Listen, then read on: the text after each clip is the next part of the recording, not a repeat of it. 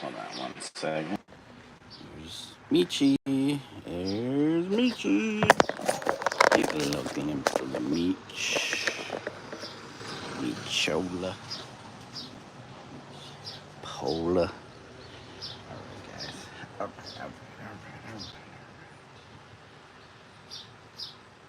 Make sure.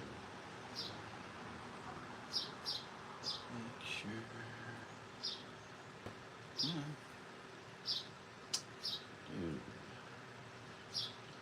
Dude.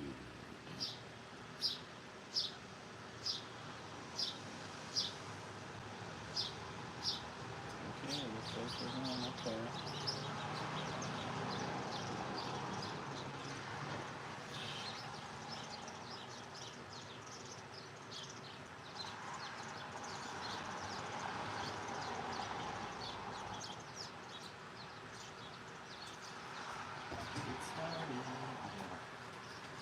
Iced coffee or Vietnamese iced coffee.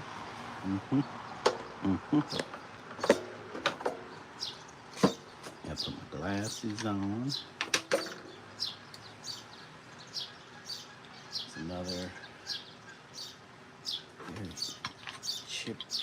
chippery day. Chippery dippery supercalifragilistic. Okay.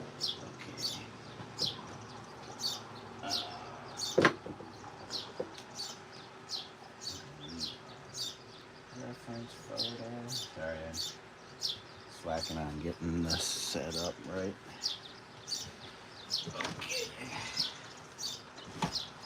And let's see, when we last left off, we were filling in the grills, the black behind the grill.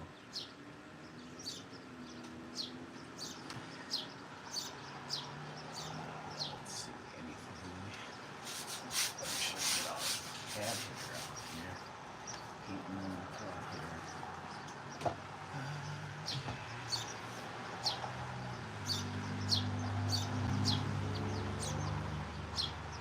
Okay, so what I'm going to do is turn this around, upside down, turn this round, upside down.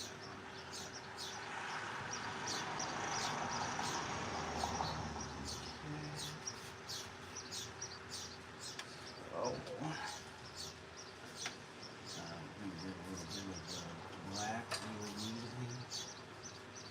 Again, we're using one-shot sign painter's enamel. And we got our black. This is an oil-based enamel. So it's gonna smell a little bit, just a little bit. But we have our window open.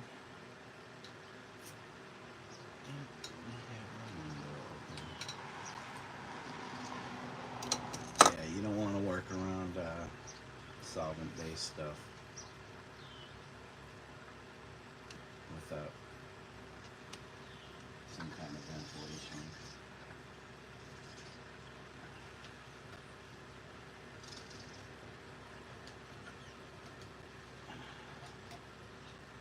Okay, come on, I can't get my brush. Hope y'all are having a great day or evening. It is probably almost 10 a.m. for me. 10 a.m. in the morning.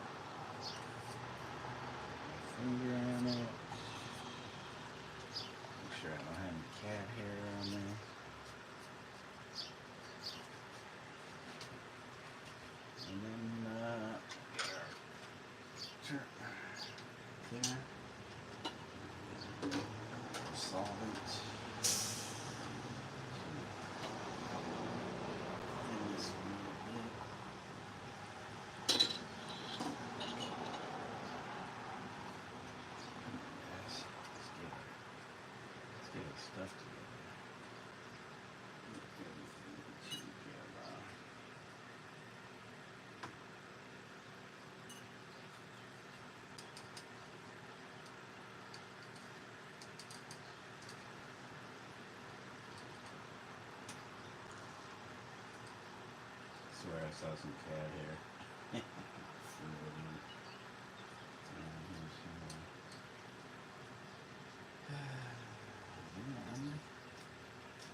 Let's go. Let's go. As they say, hey Wild Wolf, how are you doing today? Wild Wolf says hello. Hope you're doing well. It's been an okay start for me. Oh, you know what? Actually, I don't need to worry about that just yet. But we will flip around this. We have, I don't know if you guys are doing this.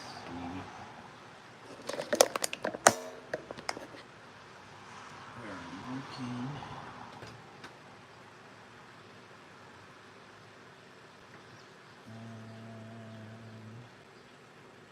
Got that truck, that vehicle. We got a grill right here. We got a grill.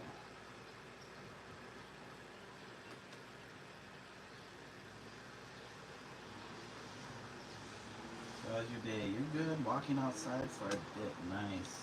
I was outside. We had a nice, good rain yesterday. Pretty much the whole day. And that's good because we needed the moisture. We needed the rain. It's been pretty dry.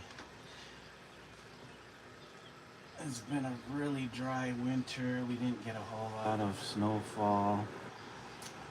I don't even think we may have hit like 10 inches total, maybe a little more than that. Maybe a foot over the course of the entire winter. But it really didn't do much snowing this year. It seems to be trending that way.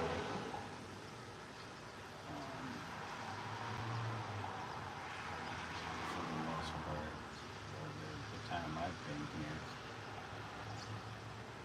living in the middle of America.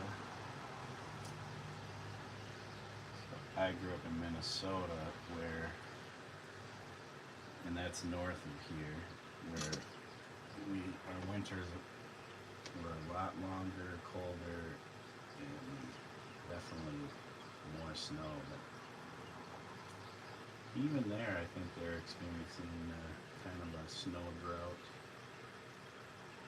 But they definitely have more snow than we did. But I can't say how much.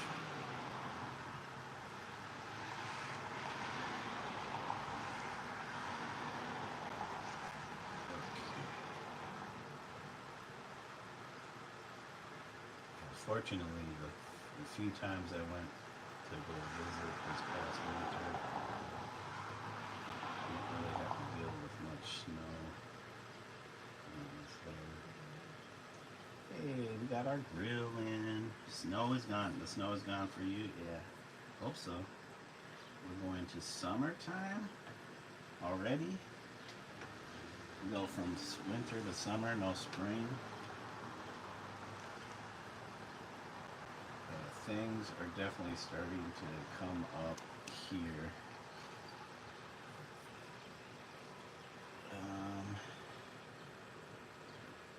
Okay, got more grills. Everything's getting covered up. Okay.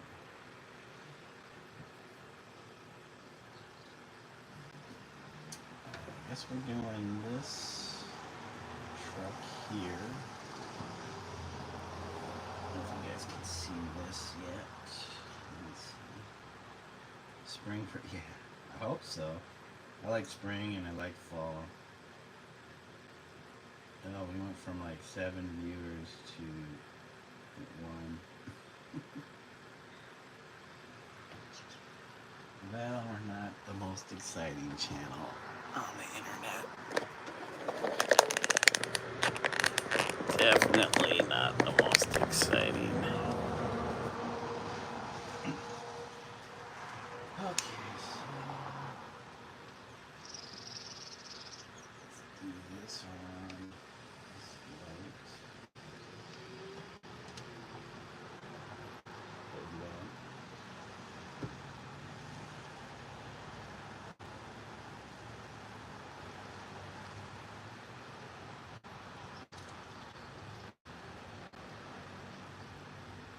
So I was on the internet looking up the current submission dates for our state fair.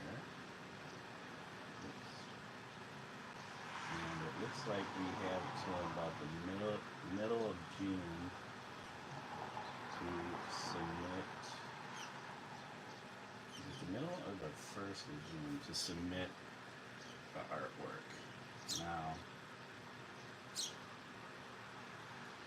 I know in past years, I think you can submit up to 3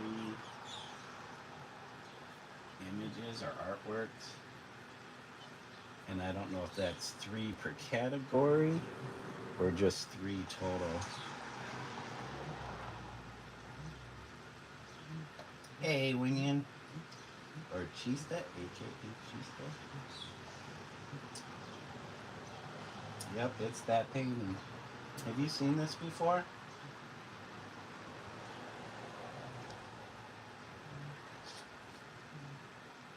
Springtime and spring the flowers. Yeah. My wife just purchased a bunch of flowers for us from our local co-op. So I'm gonna have a lot of work to do in the next few days since this is my 3-day weekend. We have a big bin coming and we're gonna do a bunch of thinning out of the house, stuff in the house, and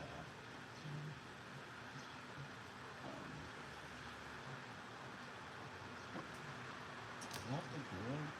Nope. Thinning of stuff in our house, getting rid of stuff. We have a lot of stuff, a lot of junk I've collected, thinking I'm gonna use it for art. Yeah, right.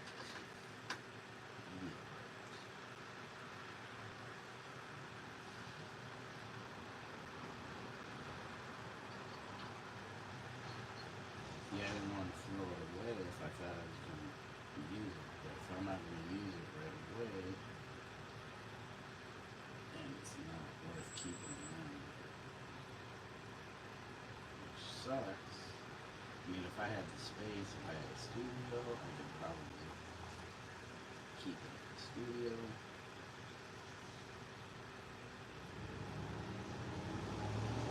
Maybe not use it right away. Yeah, you showed it to us and talked about the meeting. We were talking about finishing and submitting it. Yep, I think I was just talking about it, updating you guys on what I've found out so far as submission dates.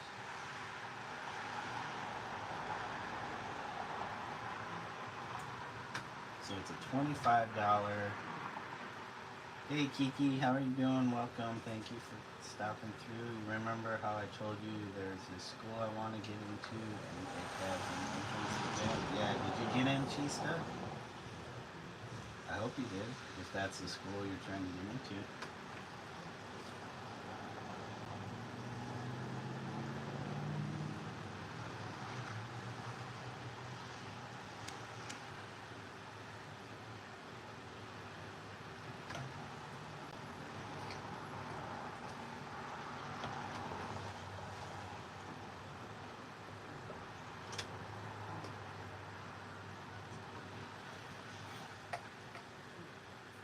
Okay, let's see. We got more grills to paint in. Yeah, this grill to paint. And I forgot to paint the headlamp. I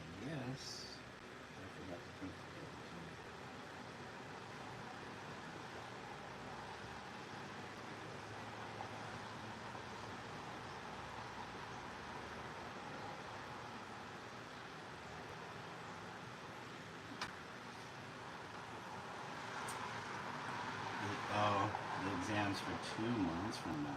Okay, I'm kind of getting stressed about it. Not gonna lie, the only reason I wanted to get there in the first place was my friend. Okay, well, at least you'll know somebody there if you get in. But if there are other schools that would better suit you, that you would want to try for, definitely give it a go. Don't want to limit your options, especially if you're thinking about your future. Trust me, when I was young, I was not thinking about my future.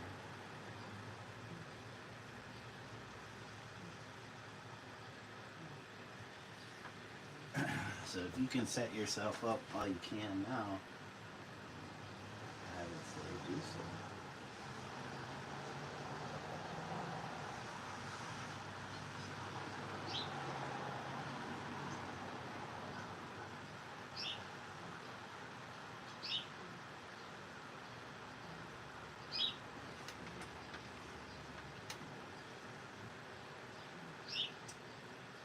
Concept of it started growing on like the concept of continuing your education.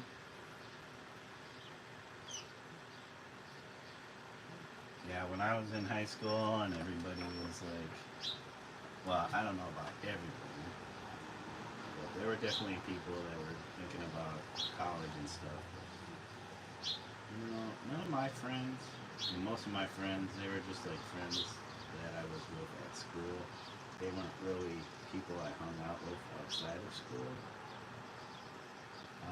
Just because a lot of people were bussed in from different areas of the city, and so they lived on. Most people were being bussed in. I lived on the north side of Minneapolis. And a lot of people were being bussed in from the south side, or very, very south, or close to the suburbs out there.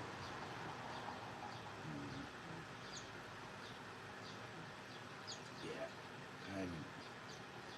I don't think I had a vehicle even when I was of age to drive at that time.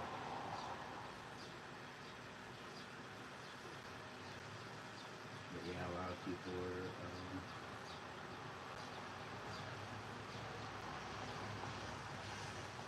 looking to advance their education, and I was not at all thinking about that.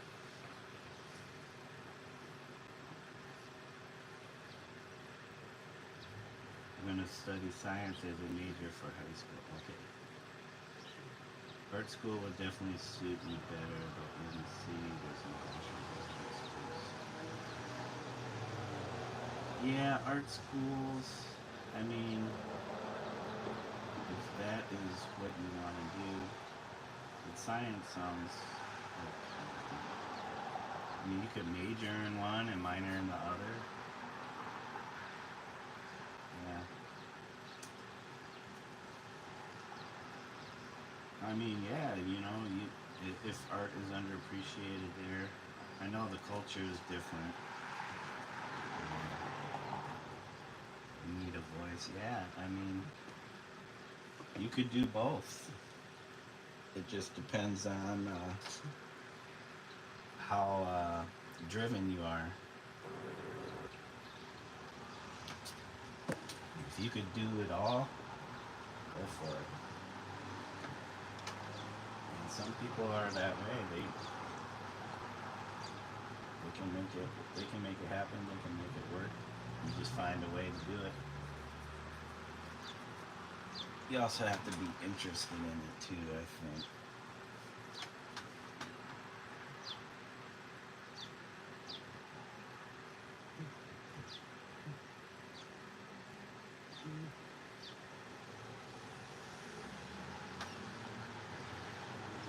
Yeah, you can pretty much incorporate the two together.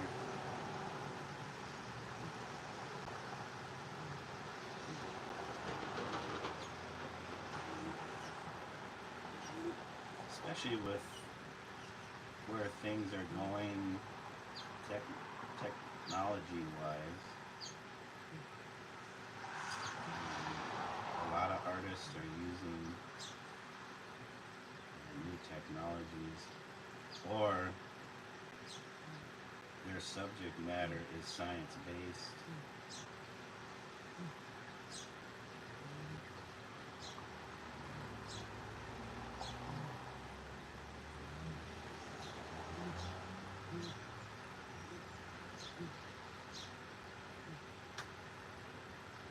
Oops. I mean, even in the science, visual arts is like important to represent certain ideas or concepts. So to be able to take those things and put them into a visual form or format for others to be able to understand a little better. There's so much overlap.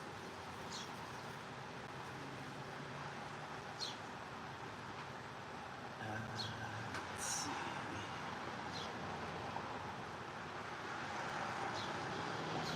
Oh yeah, art is kind of sounds good. Yeah, you know, we deal with physical materials, and there's a science to those materials, like the paints and stuff.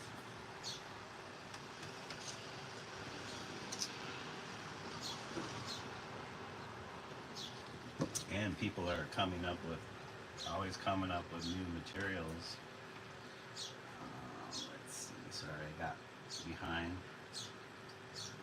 Culture is so full of art and wonder and literature. Yeah, I mean, if you feel like you want to contribute to the culture in that way, definitely. There's always room for everybody's voice. Don't think there isn't, or that other people tell you that, oh, we don't need another artist or another scientist or whatever, because that's their limitation, not yours. It's because of the economy they think about that. Honestly, that school is like the best you can do. And I know I can get in there, but wish me luck. Oh yeah, I hope you get in there. The painting is so much bigger than I thought it would be. You know what? It's smaller than what I would like to do, but this is what I made. So it's 3 foot by 4 foot, which is let's figure this out. 8 centimeters. Let's figure this out. So 36 inches is 91, almost 91.44 centimeters, and that's the width.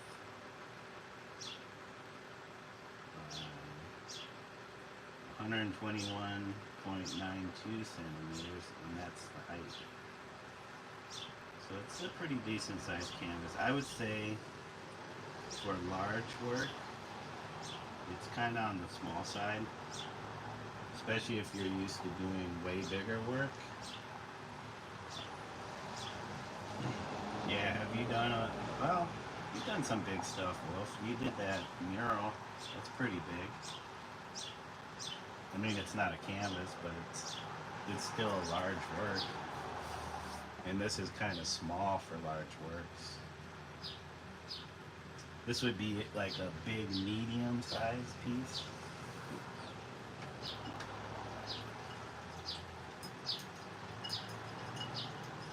I could have gone a lot bigger with this for sure.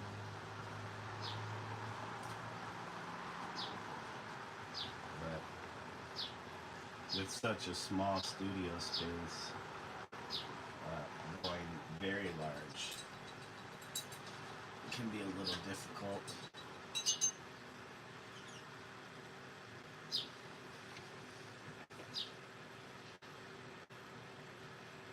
LOL, A4 paper scares you. I mean, you can cut that. You can cut that paper into fourths or something, make it even smaller. Yeah, it depends on what you're making. Not everything has to be big. I think sometimes going big, a lot of people think it's overrated. Definitely hard when you go to show large works. You definitely have to have a way of transporting it. Um, that's going to cost you some money for sure. Smaller works are definitely a lot easier to transport. You can transport a lot more smaller works. Yeah, yeah. Works on paper are definitely underrated. I think they're definitely kind of desired, maybe more than big paintings nowadays. People, they want to see more drawings out of artists. You know, it's like, yeah, you can do a painting, you can do a big old painting, but how is your how are, how are your drafting ability? What's your drafting ability? Yep, making them is easier. You can't get out of A5 territory. Okay.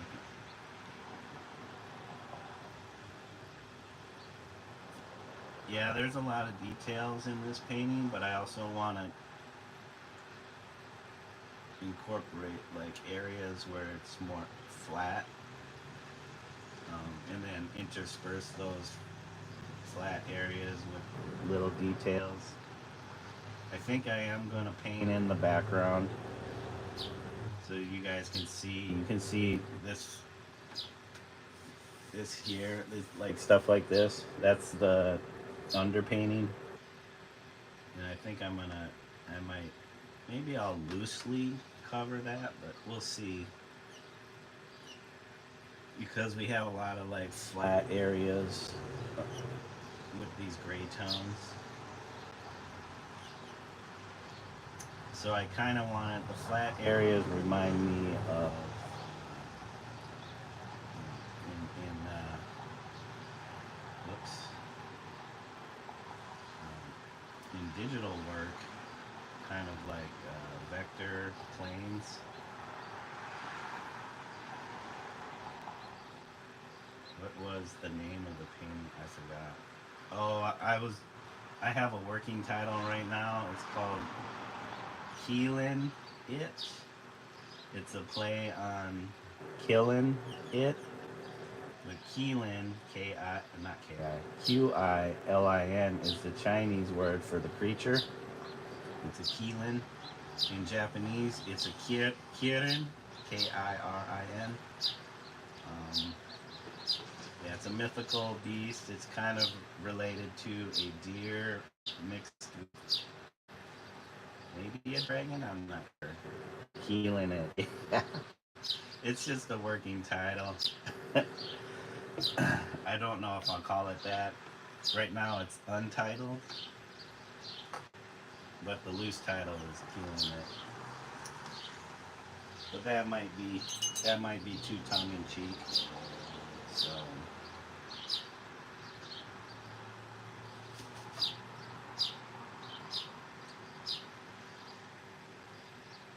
yeah, titles are important too. They can definitely add to the artwork itself.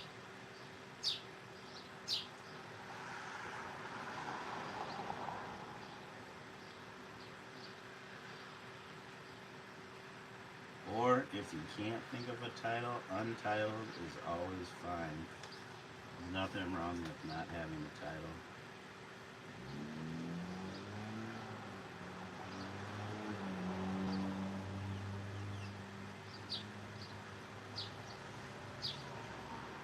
Whoops, I think the grill ended up too big.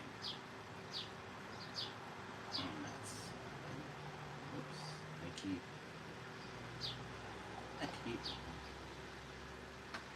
messing this up. Oh, thank you, Chista. Thank you, guys. I appreciate it. Thanks for the thumbs up, likes.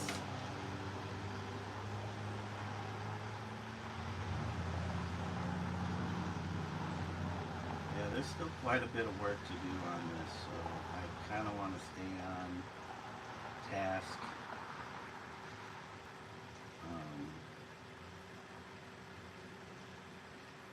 So that I can get it done in time to submit. They do not accept wet paintings. So if I do incorporate oil, hopefully it's pretty dry for polymerize the areas that I'm in. There shouldn't really be too much oil work in this. So hopefully it can dry pretty quickly. What is tongue in cheek? It's kind of like poking fun at something, like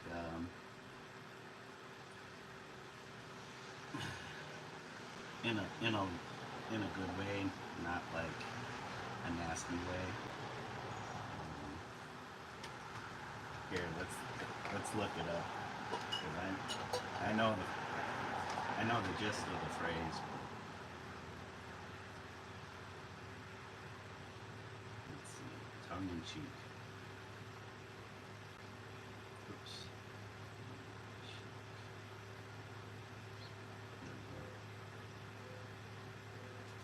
Is an idiom that describes a humorous or sarcastic statement expressed in a serious manner.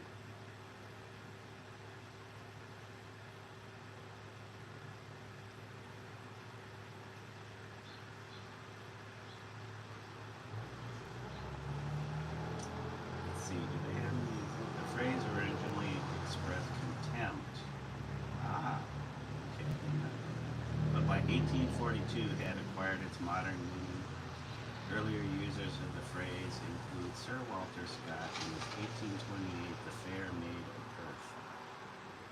The physical act of putting one's tongue into one's cheek once signified contempt.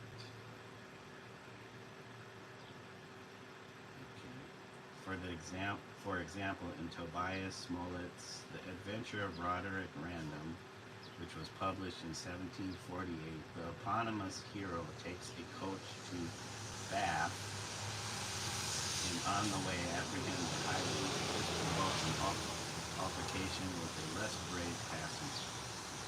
Okay, here's the passage.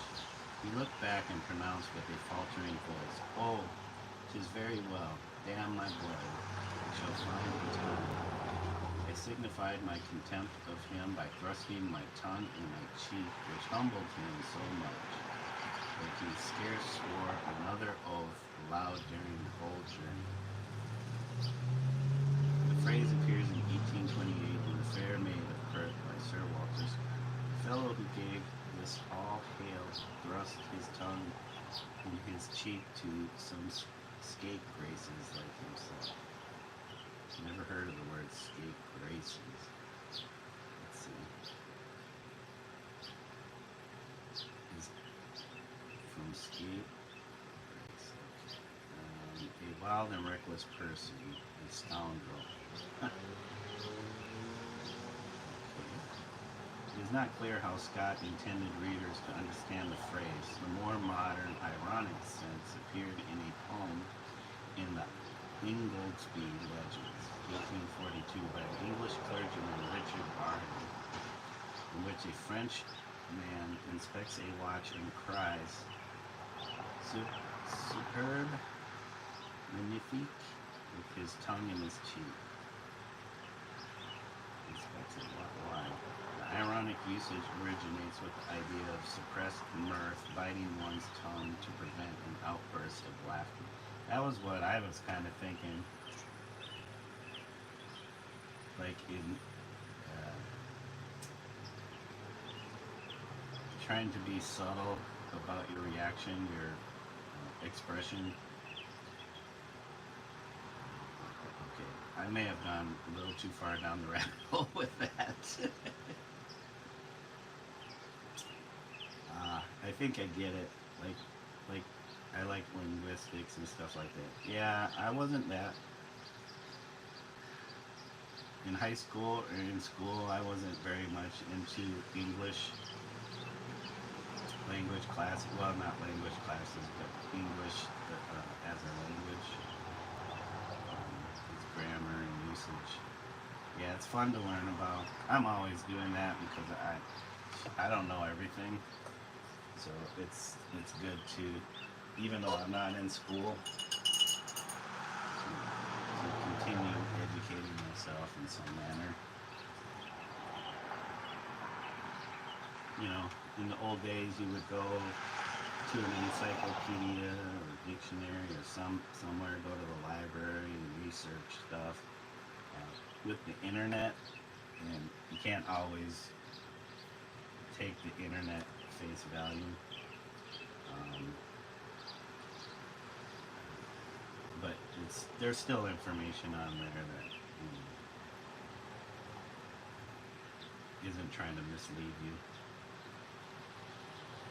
Yeah, you know, at my age, I mean, I could go to school. It's just, you know, I don't know if I'm very good at managing my time in a way where I can work, because we still have to pay bills and go to school. And I'm sure there are some people my age that do make it work. I am certainly not one of those people. So if I can, I'll do that, or I try to read something, read articles or something to stay on top of my own personal education. Because it just doesn't stop after you get out of school. It's an ongoing thing, ongoing process.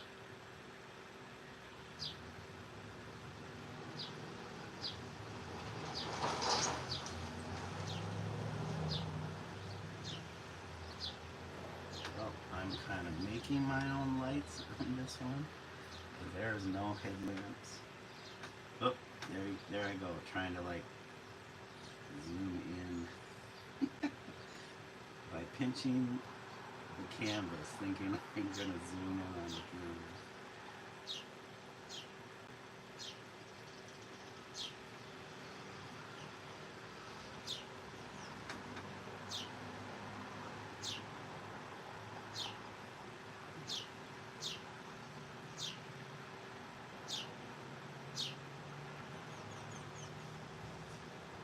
That's paint. You can always paint over. I guess it depends on what kind of paint you're using and the paint you're trying to paint over. Pinching the IRL canvas. Yeah, you know, I'll do that. I'll be drawing. Like, I'll have a sketch pad and I'll be drawing and I'll do that. Because I'm so used to doing that with my iPad that I forget I'm drawing on actual paper. And I think I can zoom in on it and I'll try to pinch it or pull it. So it happens. You get conditioned to doing things a certain way. Okay. You know what? I think I got most everything. I mean, I probably could put a grill right here, even though it's not in.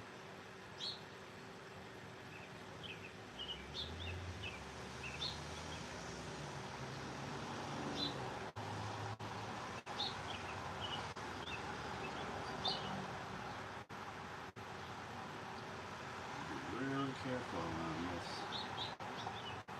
You do not want to go over. Yeah.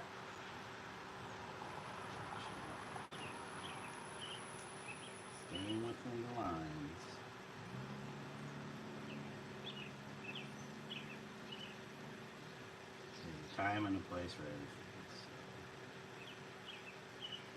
Going outside the lines in this case is not one of those times.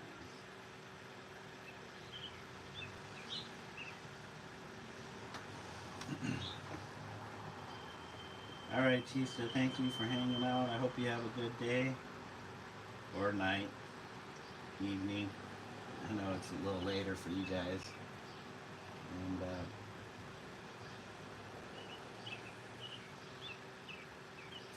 yeah, take care. Thanks for joining for the time you did.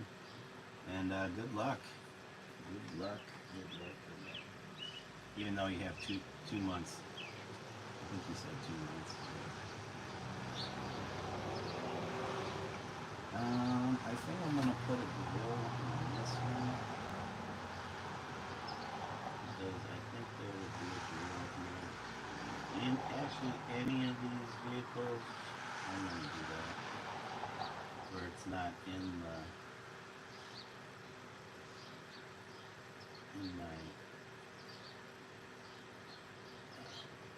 prep drawing, not really a drawing. It's a collage. If it's not in there, I will add it. It might need a little more detail. Kind of break up the flat.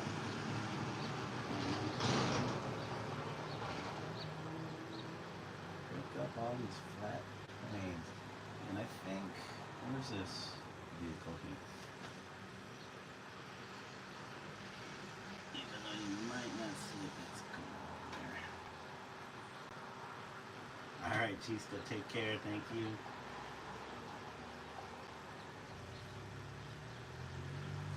And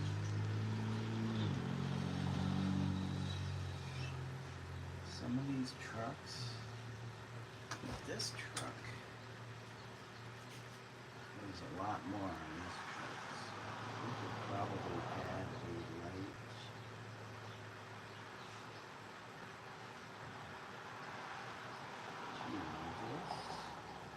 Sure, we got our angles on point.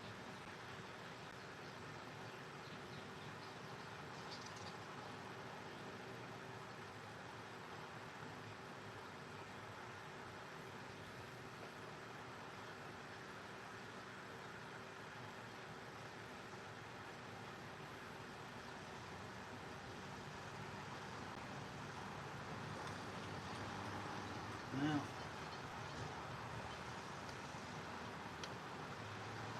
there we go. Okay, anywhere else? Anywhere else? I feel like this truck here.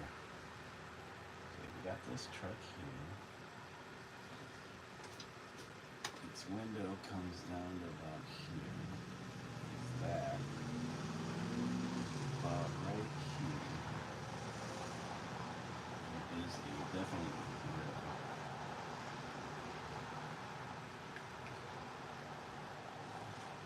So just add a little.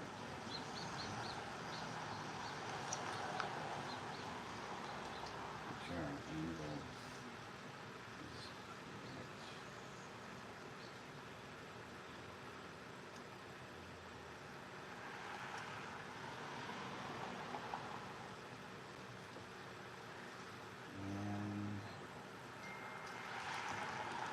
but I did not feed the wife is asking for a fed dog. So let's go feed the dog. Since I think we're at a point where we're gonna shift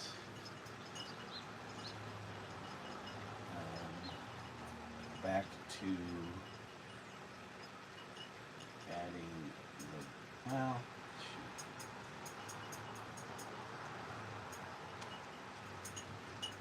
I wonder, should I do like a purple road? I don't necessarily have to make the background road black. I could do like a purplish, greenish black, even orange in there, all secondary colors.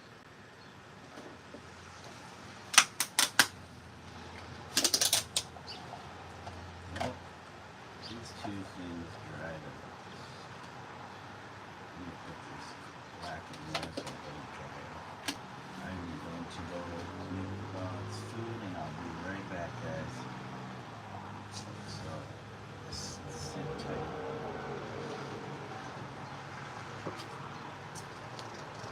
Let me flip this around first. Because we will work more on the bottom section since those areas up top are still wet or not dry. We're getting there, guys. I'll be right back. Let's get the dog.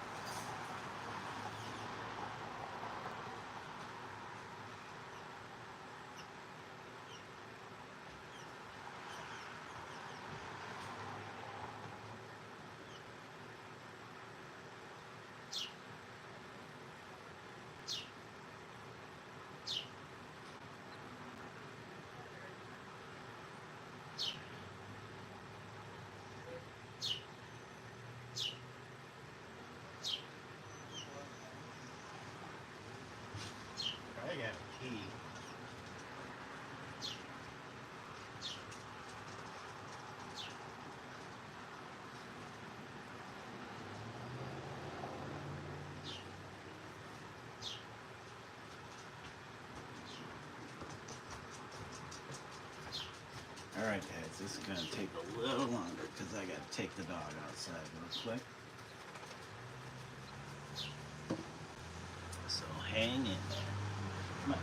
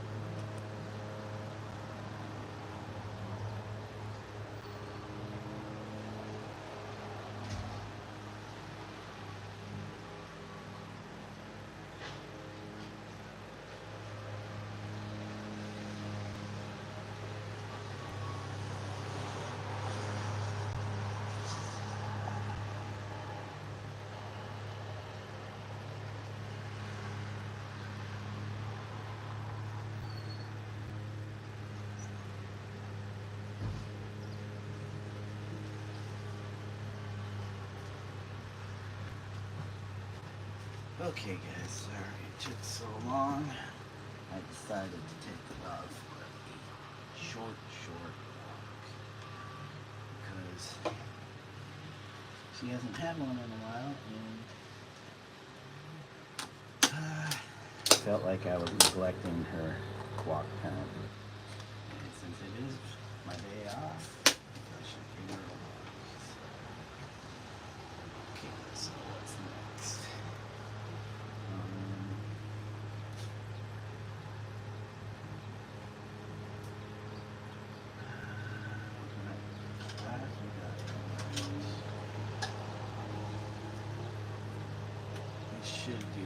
should finish out the grayscale details.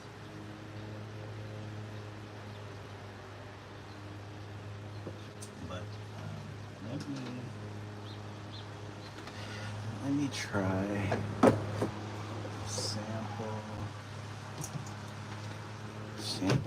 sample. Sorry, blocking our view here. Now I have purple.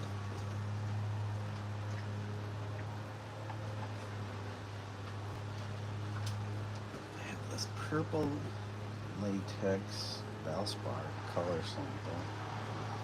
I thought I had.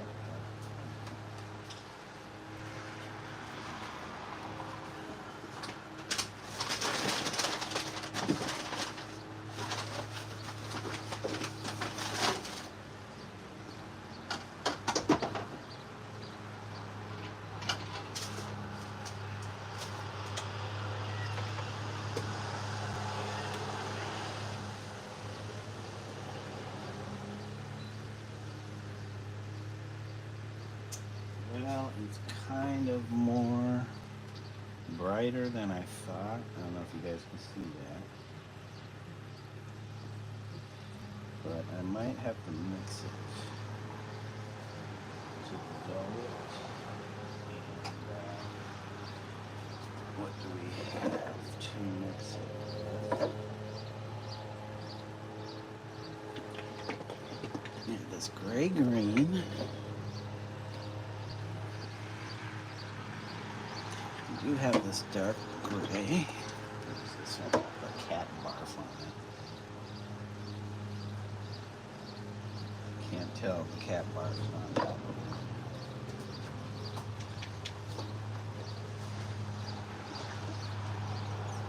I do have this, also I do have this kind of green.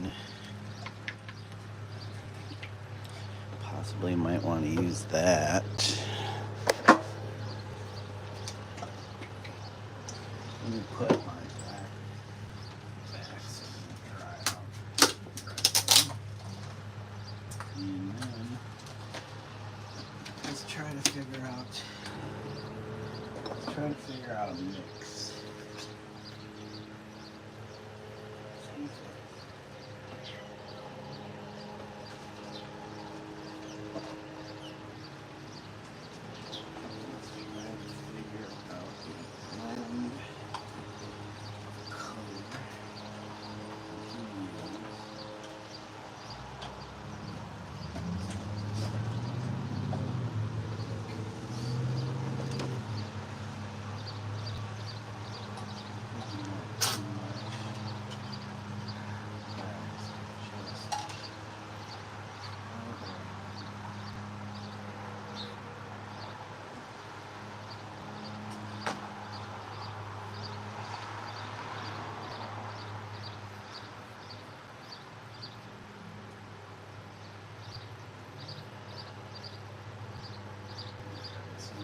Purple.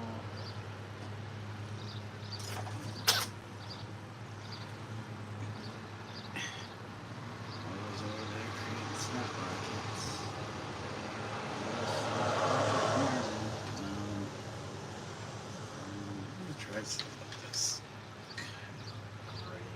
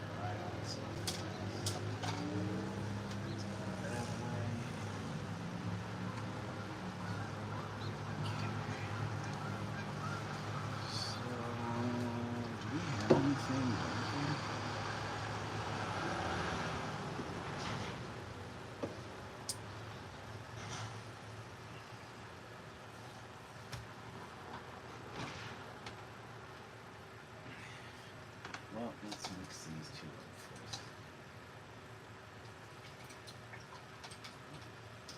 We need another paper towel.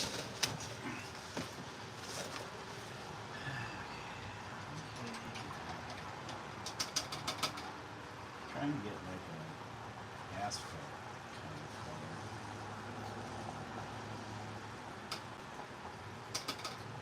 Don't think I have anything in latex that's dark enough, so I might have to add more enamel to it.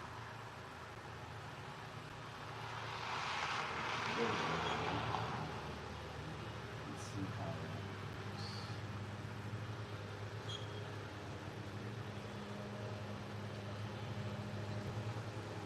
Right now, this is still too light, as you can see. I thought the purple was darker than it was, but it wasn't. Unless I have it somewhere. And then I have a whole bin full of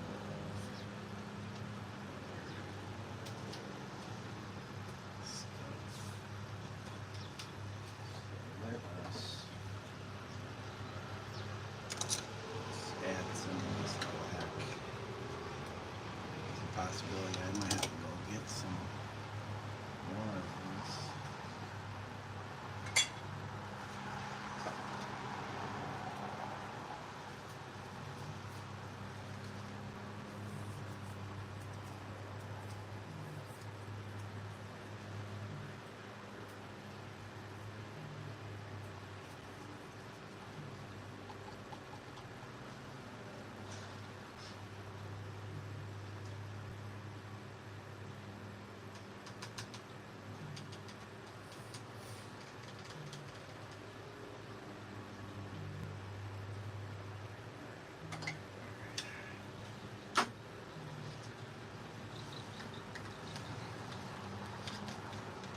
These are two different types of paint. Acrylic enamel and latex. So I am not sure how well this mix will hold together over time. But if it gets us to where we need to be as far as color-wise, that is what we're going to use.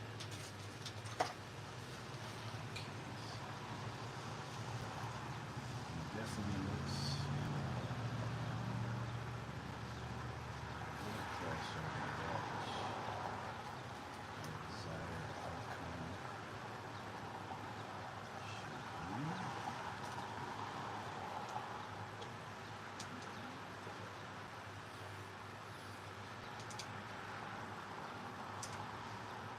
Still a little dark, not dark enough.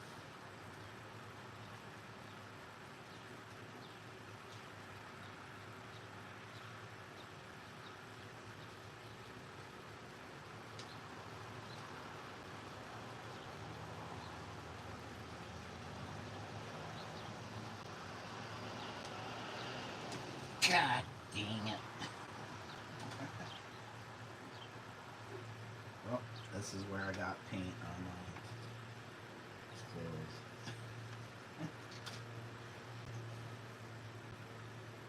Paint on my clothes, alright.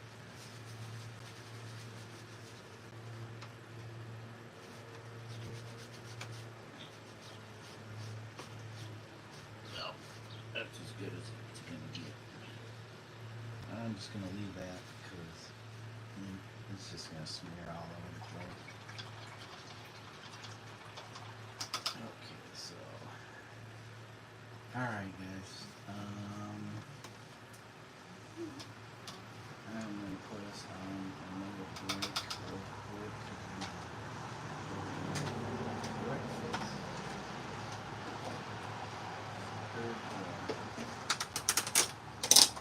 Timers are off for food. So it'll be probably like 15-20 minutes. Probably will be back.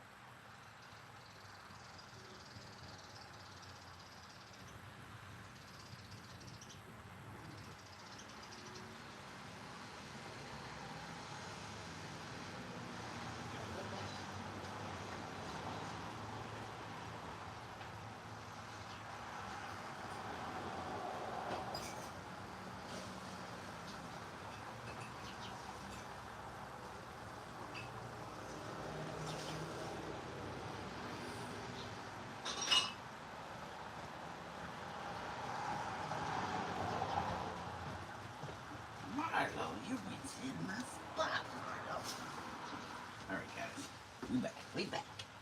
Hey Jasper, Scoots, and Bentley. How are you guys today?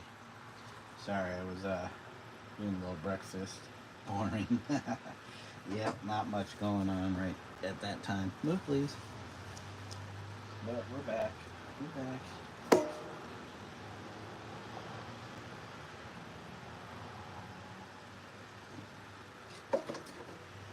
Alright, so last we left off, we spilled a bunch of paint on ourselves, and we needed to add some more paint to our mix. So we are trying to get a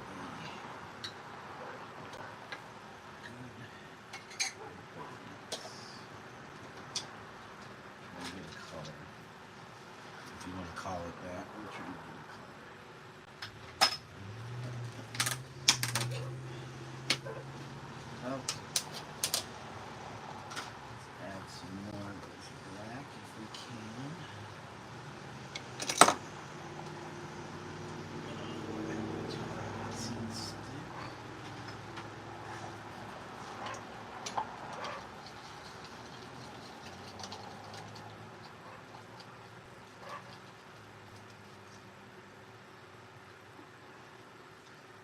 Hopefully that is enough.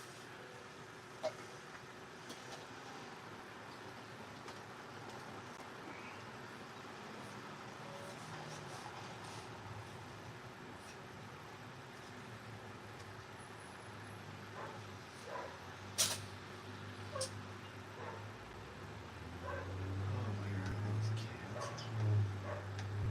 Where are these cats with their snot all over the place? Hey. Hey, where are you?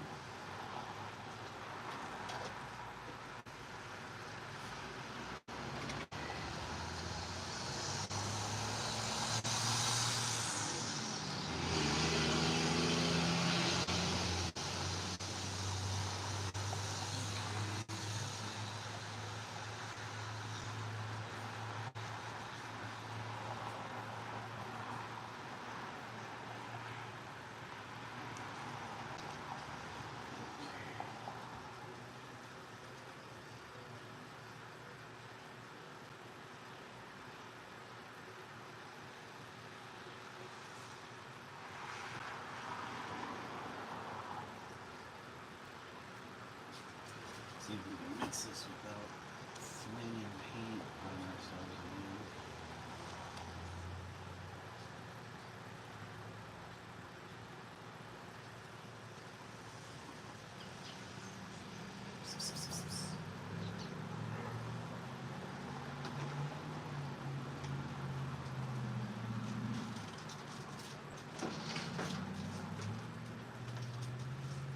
Somebody's giving me causing trouble. I don't know who it is, but it is Marlo. He's our resident troublemaker.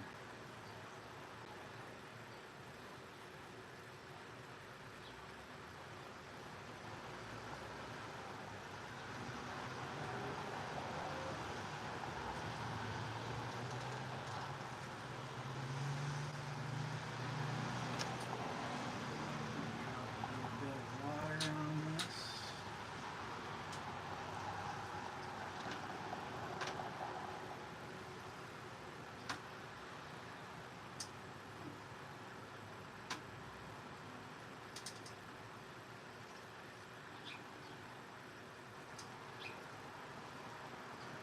We're getting closer to our desired look.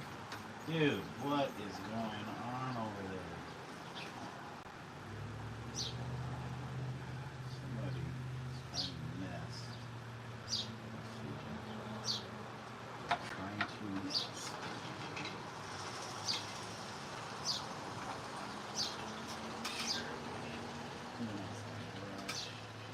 Before we go any further.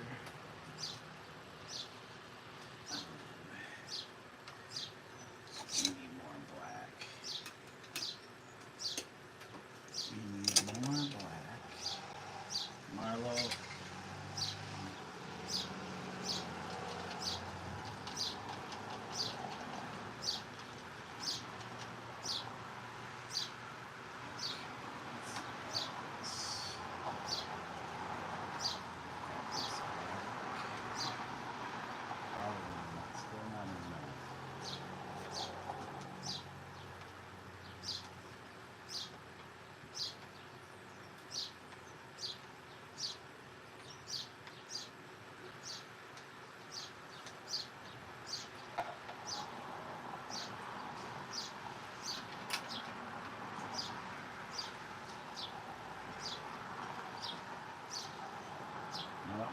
good.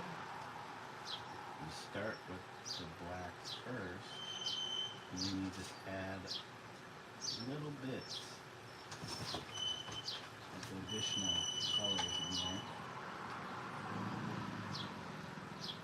Especially if you're creating a sample. If you're mixing a sample, and you don't know if you can use it or not.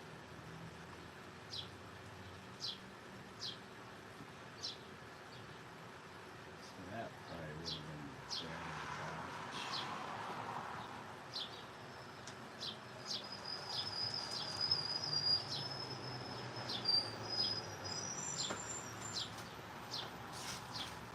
Hey you.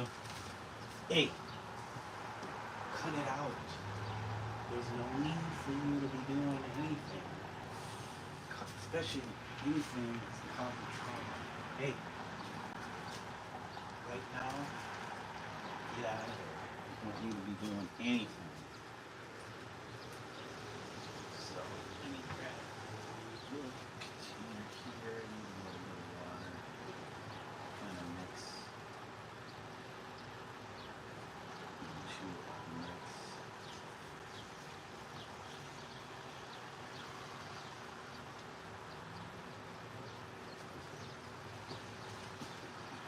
Get some drying out.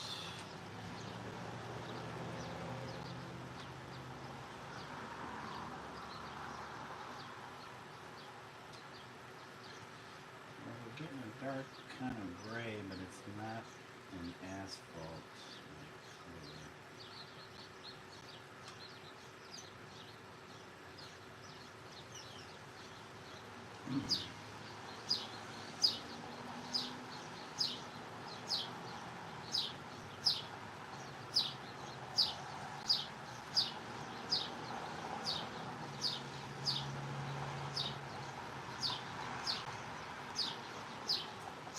Two different latex colors. We have a gray and a purple.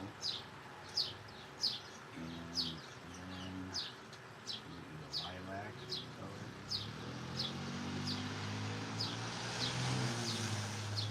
We got chunks on it.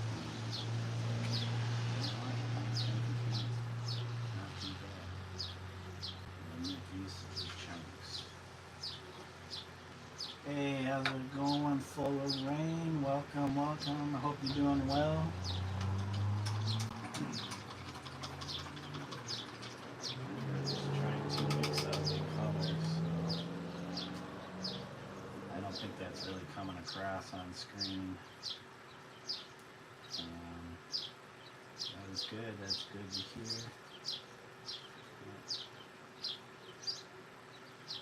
I see you've been staying pretty busy, making stuff. I haven't been able to catch a live in a while, but I think the last couple of weeks I've been into it. I guess our cat Marlo is finally going to sleep on my backpack. Cat lamp on the backpack. Let's see. This might be too much black. If so, I mean it almost has the consistency of tar.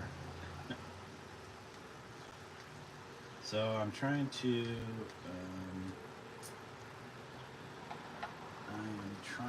get a color for a black top look.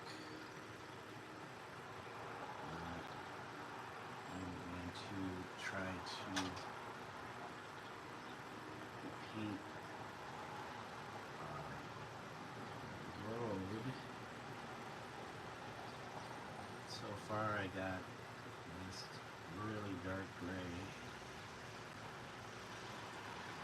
It's your day off? Yeah, I got some days off too. This is my weekend. That's good. You got big plans? Oh yeah, I'm in a group show at the mall, like today? Or coming up. I think I heard You had mentioned that before, I think, in the last live stream that I was in. That's cool. This looks good. Thank you. Yeah, so you must be getting everything together for that show for the rest of the month. Oh. So it's already ongoing? I guess it says you are in a group show at the mall, so okay. Cool. You got pictures of that? The layout of the show? Check your channel, see if you got anything there. I think we're getting closer, but it's still a little high. Still a little break. Can't put it completely black because our wheels are black. I don't want the wheels to just all of a sudden blend in. I need a little sample here. A sample area. Because I'm not quite sure. Let me see. Not quite sure.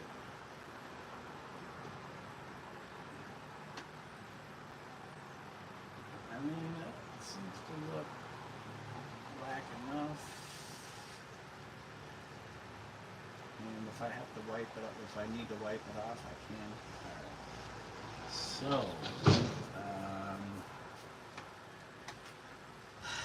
let's see. Where should we start? Because I don't want to start. End up putting my hand in it.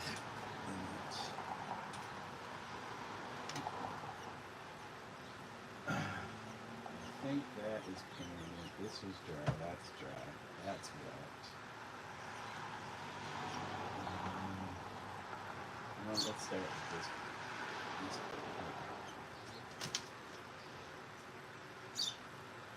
Now, I was hoping for this not to be glossy like the rest of it, but I guess because of the acrylic enamel I added to the house paint.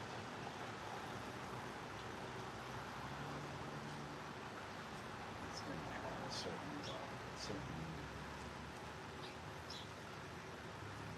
sheen to it. And not the matteness I was hoping that I would get from the house paint. I kind of wanted it to offset from the oil-based enamel.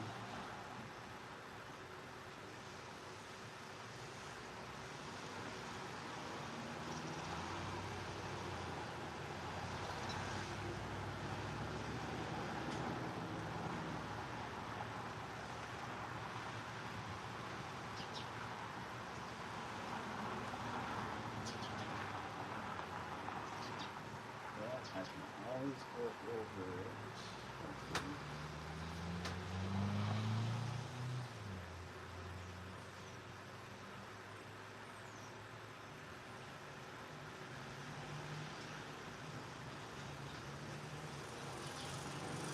Okay.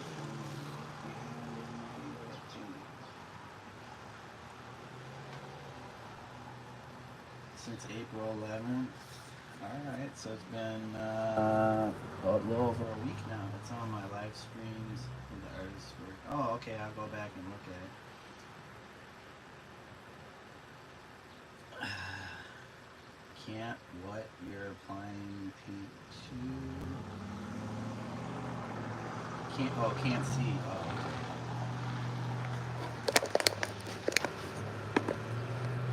okay. Hopefully that helps a little bit. Yeah, I was kind of right on the edge.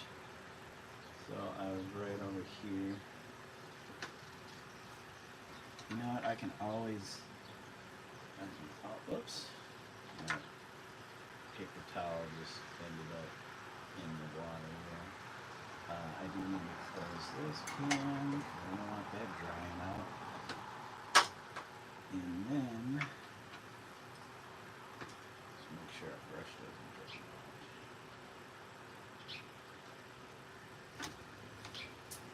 involved. Is that better, or is there glare? I'm sure that there might be some glare. I can angle this better.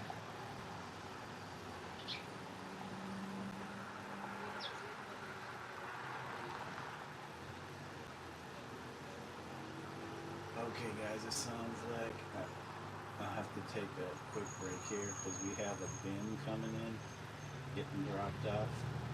So I'm going to have to move it. I'll be right back. I'm going to move my car. So, are they on their way? Yeah. I will move the car then. Let me get my glasses, my driving glasses on. Sorry guys, there's been a lot of delays and breaks. I will be right back.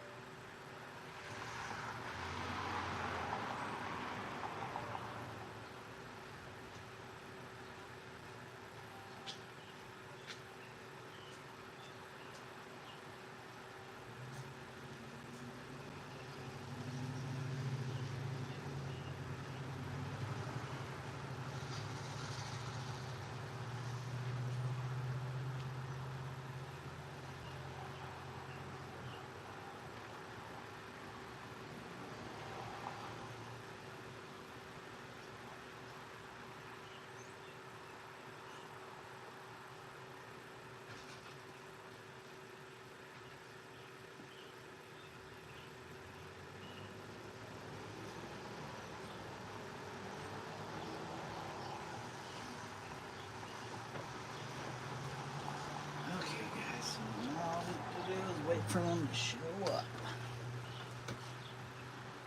Gotta clean up, alright. Gotta clean up. Clean up. Okay. Alright, so let's keep on here. I guess you could say it's kind of a semi-gloss. A semi-gloss.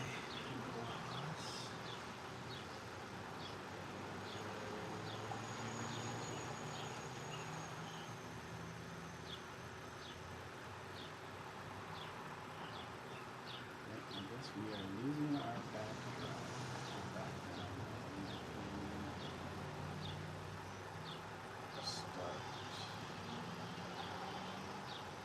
Starting ground. I guess you can say it was kind of toned, but not really.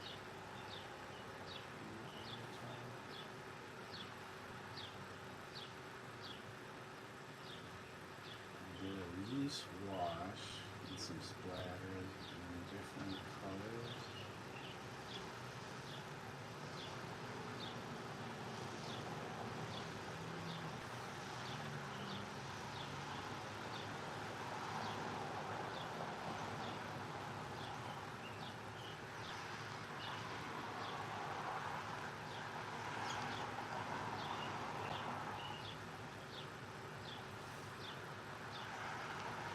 These paintings are pretty interesting to see in 25 years.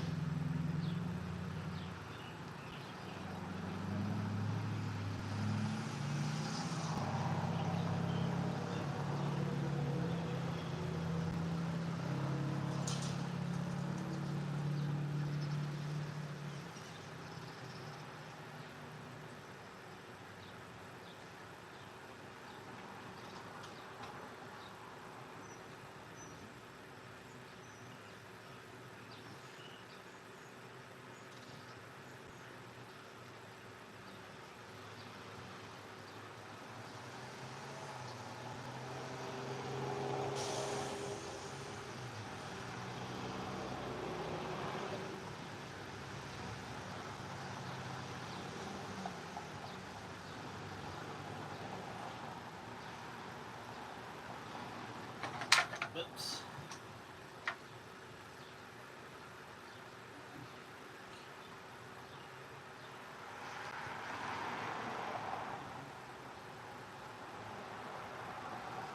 It's kind of pretty close to a black top in color.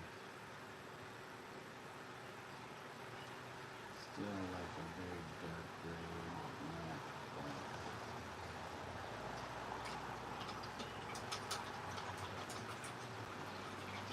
And hopefully I have enough mix.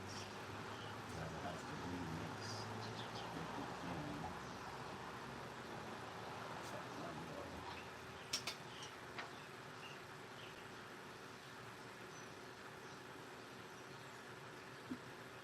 Oh shit. Who's barf? Somebody's barf.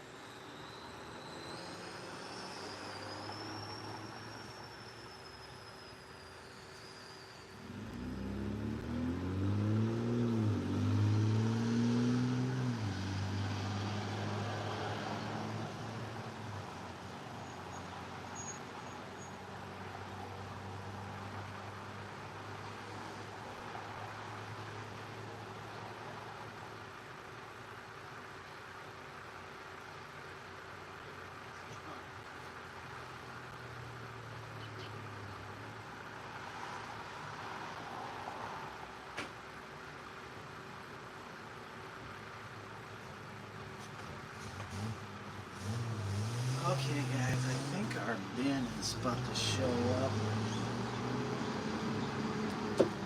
So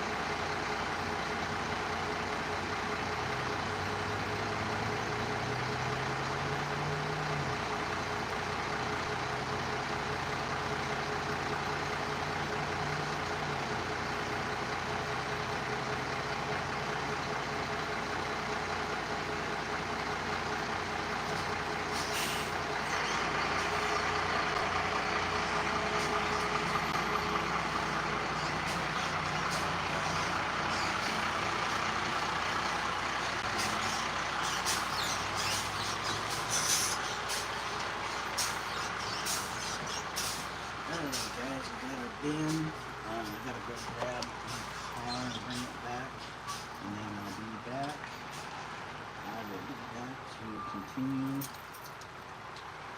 on with this painting. But first, let me put my paint in a container so it won't dry out too quickly.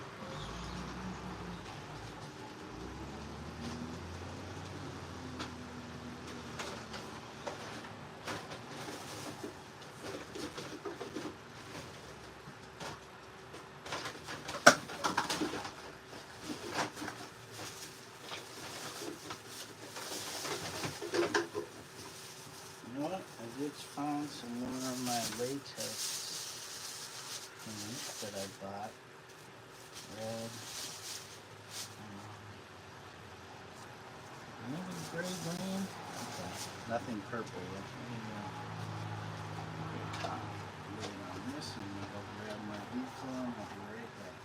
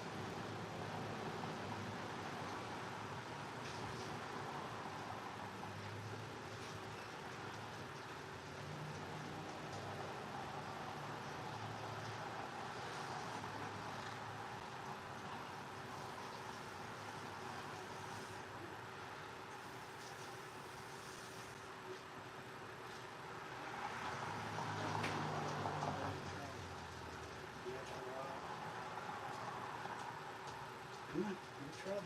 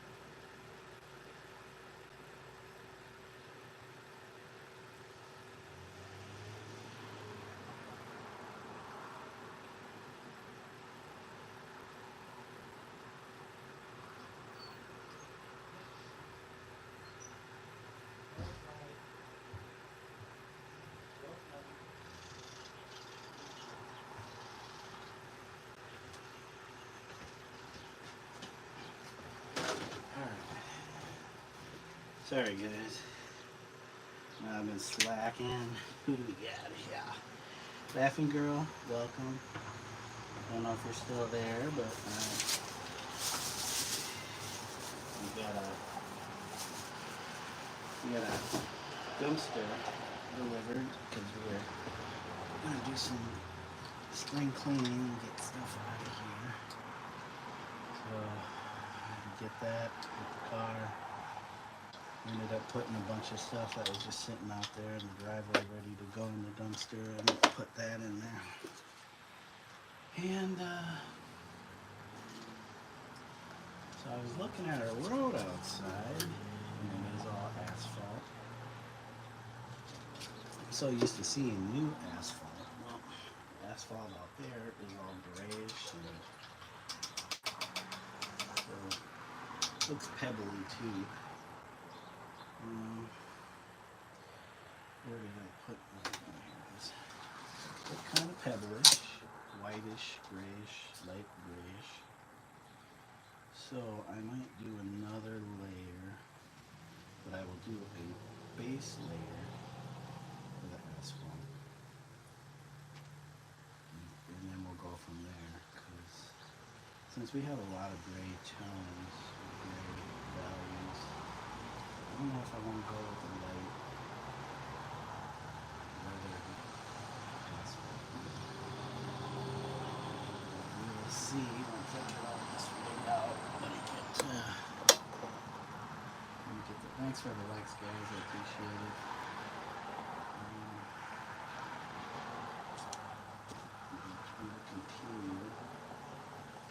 The sun's moved past us, so we do need some more light in here. I don't know if any of these will help a little bit. Okay. So it looks like for the rest of this session, we will be adding this red color stuff, which was a little bit of gray. It's kind of what I thought was a darker gray, ended up being kind of the middle of the road. So we'll see. So we have some areas where there's some overlapping of this color and oil-based enamel's. Let's see how well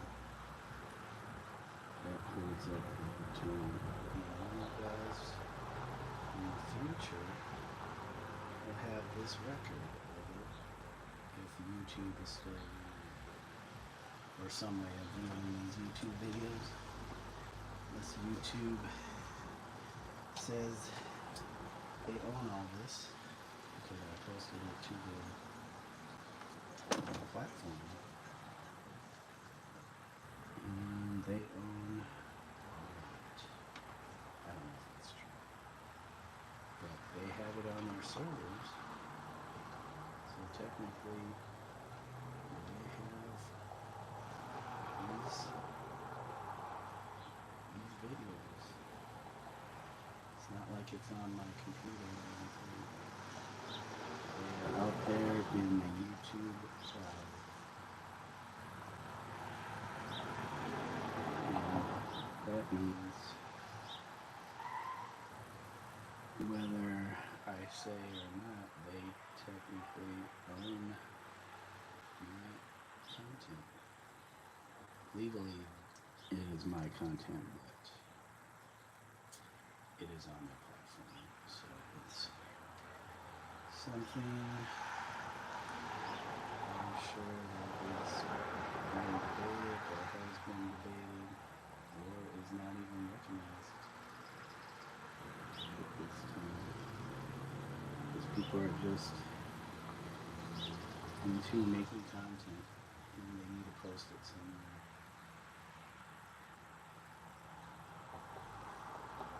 Unless it's your server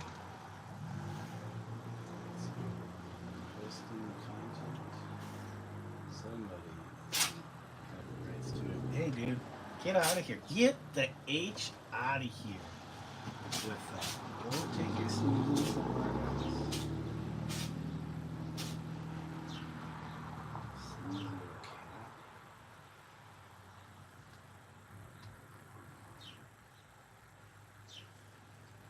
But at least in this moment, you guys get to enjoy or not enjoy stuff.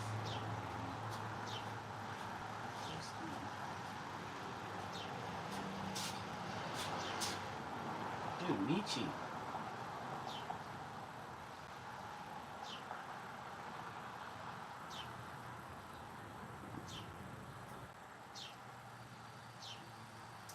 So I will be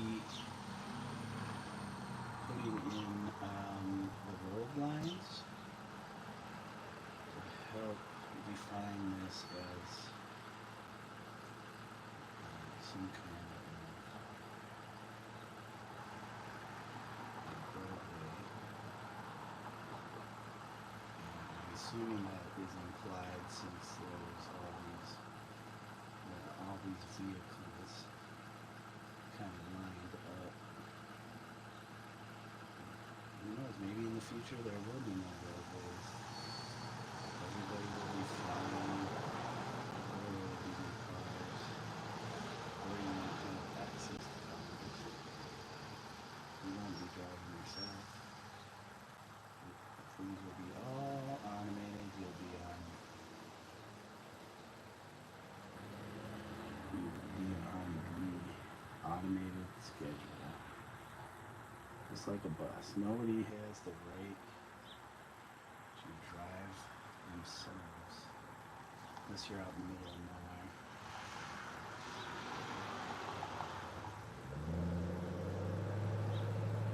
I'm not the apocalyptic type. I just think things will change. How those things will be in the future. We can only surmise.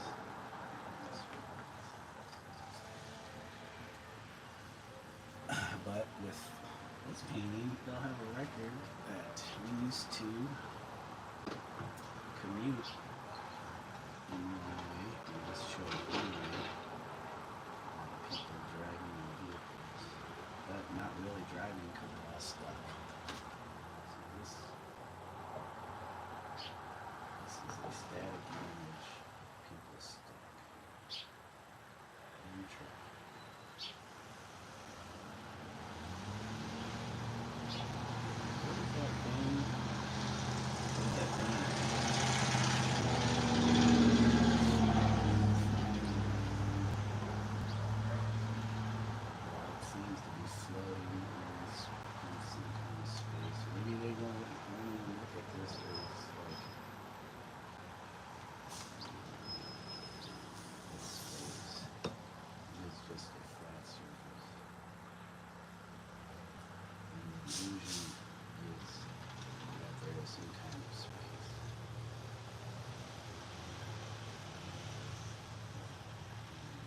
This is just paint on a surface.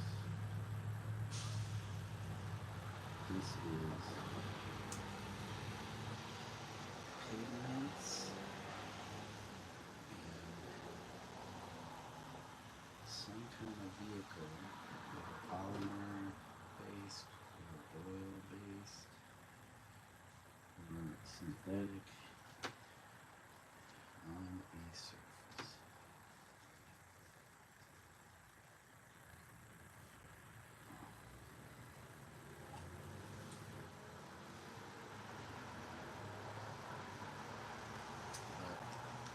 That I'm making on here, hopefully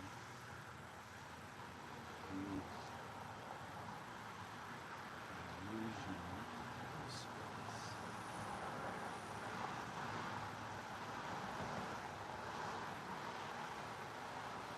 Illustrating the scene of a Qilin or a Qilin in Chinese. Qilin in Japanese mythology. It is kind of, I guess you could say, kind of a benevolent mythological creature. Probably representing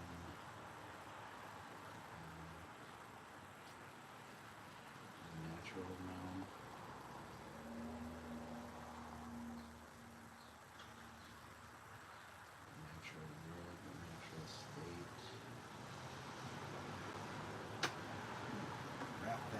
Side there.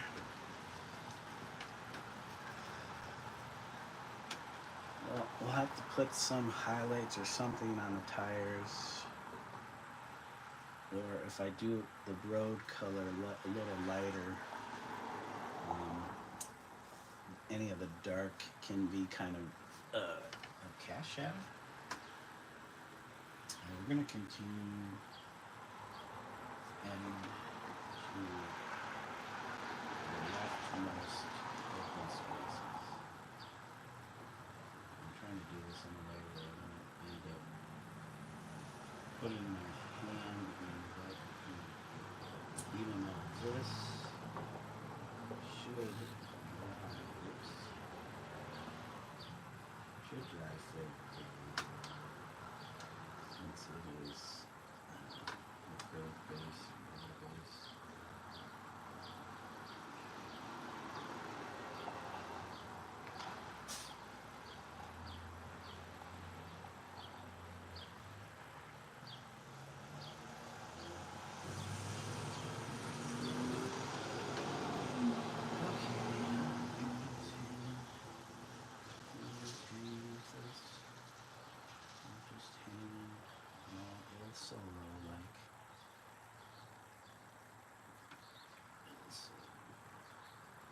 Somebody's name this.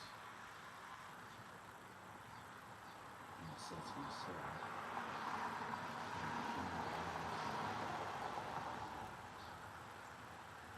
I don't know if they count my comments. So if I'm doing an count, I don't think they count that. But yeah. Okay. So we got a little hoof. Get our little hoof going on. So this piece has been sitting around for a while.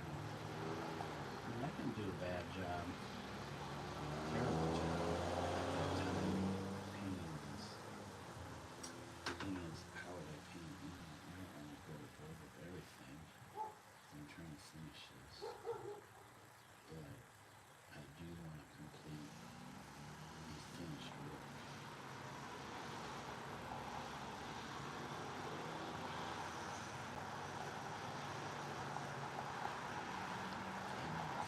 Finished as well done as I could possibly.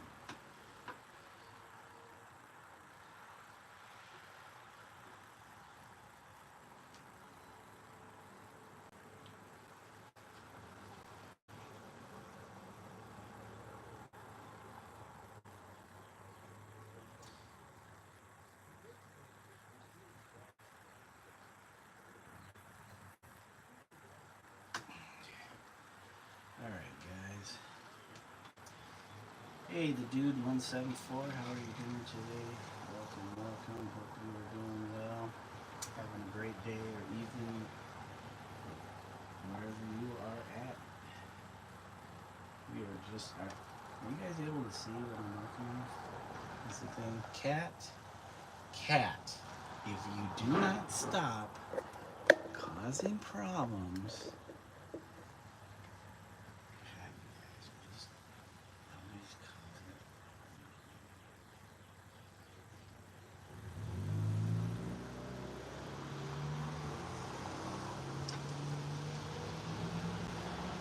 Okay, let's see.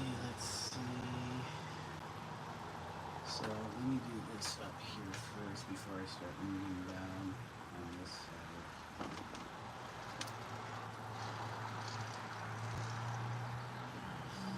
I'm gonna get this first.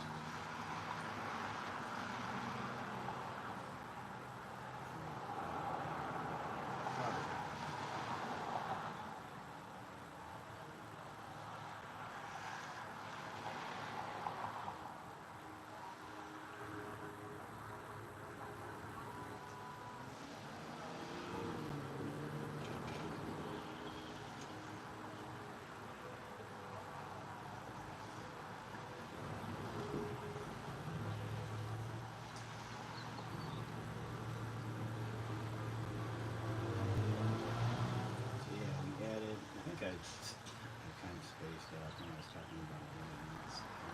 So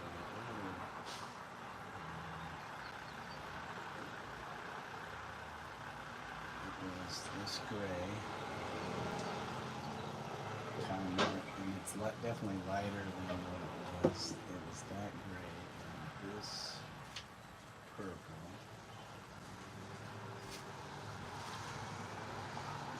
This purple. Kind of a lilac-y color. And then I had to add some of this Rust-Oleum Painter's Touch Ultra Cover Premium Latex. So it's latex too. So all of them are latex based with the acrylic and some plastic polymer. Paints, so yep, it should hold together, I guess.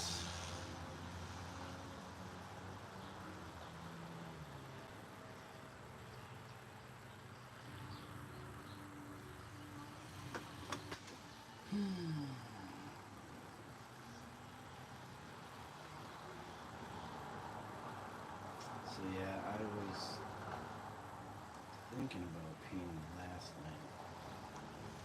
Ended being kind of late, and I didn't want to get a session going. I can't stay up as late as I used to when I was younger. It's probably because of my work schedule, where I have to get up early usually, so if I do stay up 1, 2 o'clock in the morning, it's about the latest I'm doing, and I'm not trying to do that.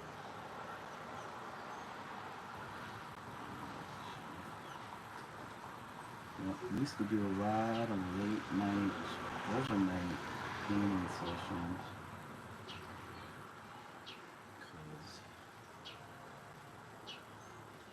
There's never enough time in the day to do it.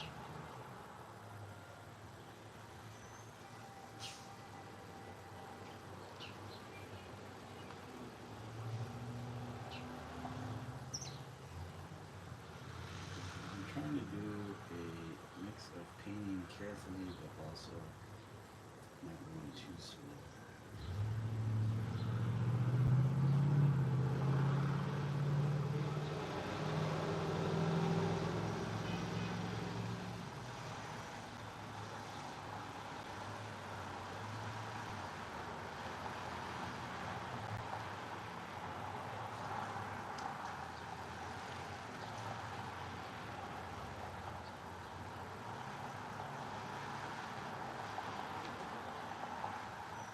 I wonder if mixing glitter is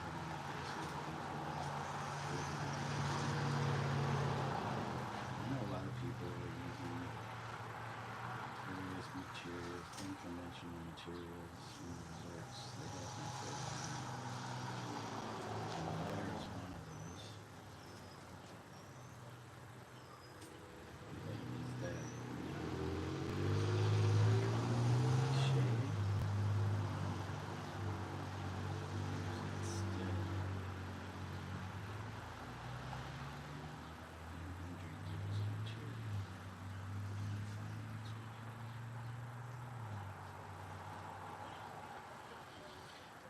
Okay.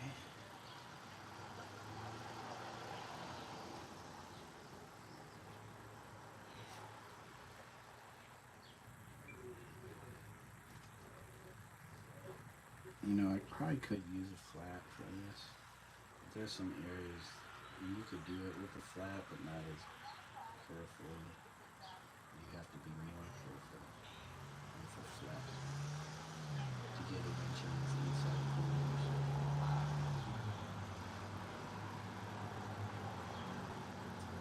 So instead of having multiple brushes going,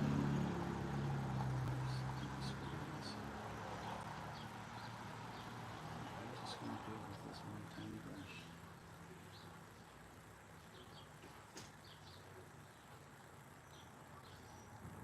I get my money's worth out of this brush. I think I have. It still has some life in it, even though the bristles are swirling. If there's not enough paint on the bristles, hold it together, they start to swirl apart. And then I got a split.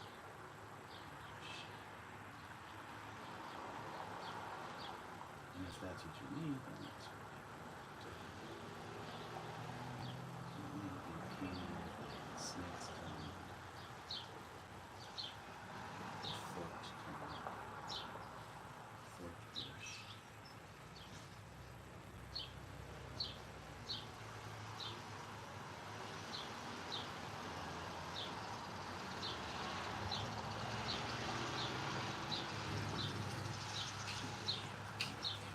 There.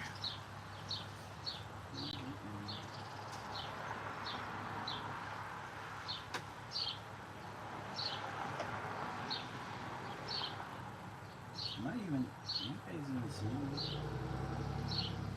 Jeez, this whole time my video or the monitor I'm using, my little phone here, I'm using the monitor in the session, it wasn't even playing. I'm like, I can't see this.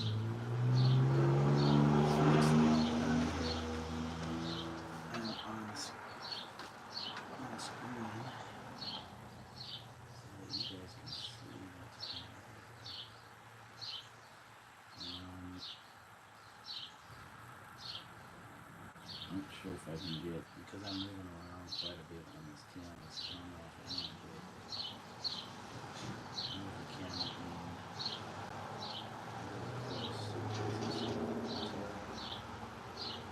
really close. I could have multiple cameras, and that's why I like kind of using OBS or some kind of streaming software. Yes, multiple cameras, and even control them. So you can cut to different angles and scenes.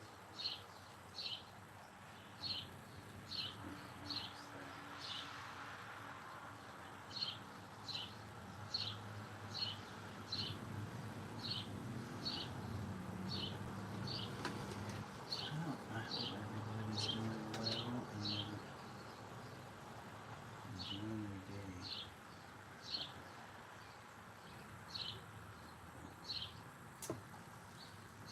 Thanks guys for joining and everybody for the likes. If you are into painting,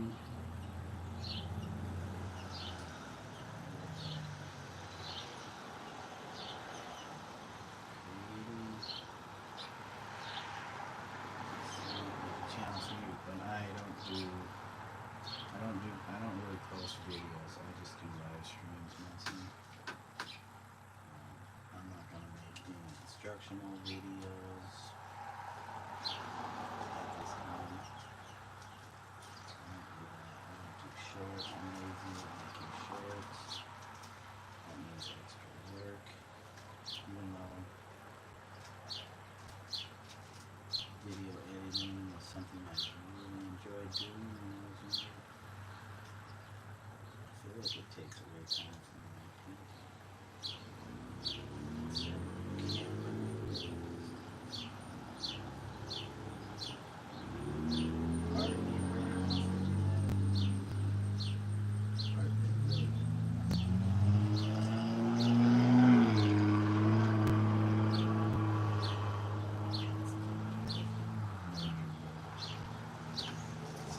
No way, Jose.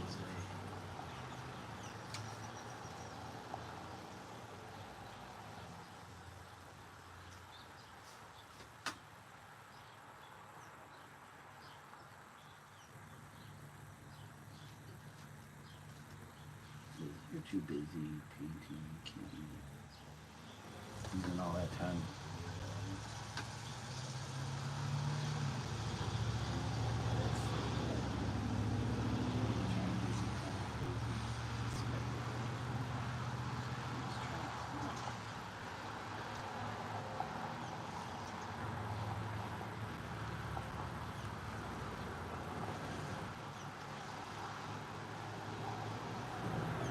Turn crazy. Very short.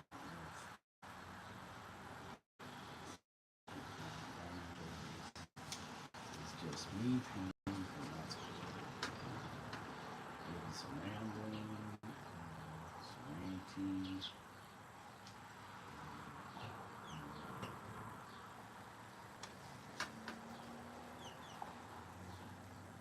What's going on? Daily life, maybe. Gaming at times.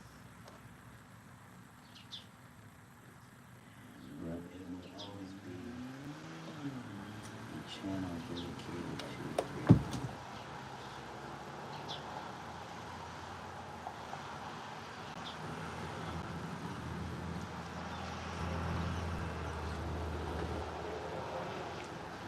What we do here.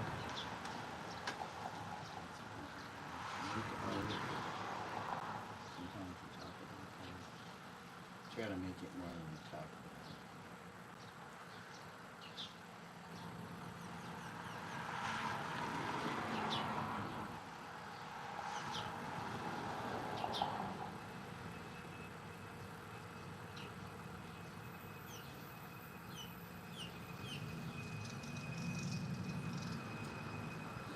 Speaking of talking about watching this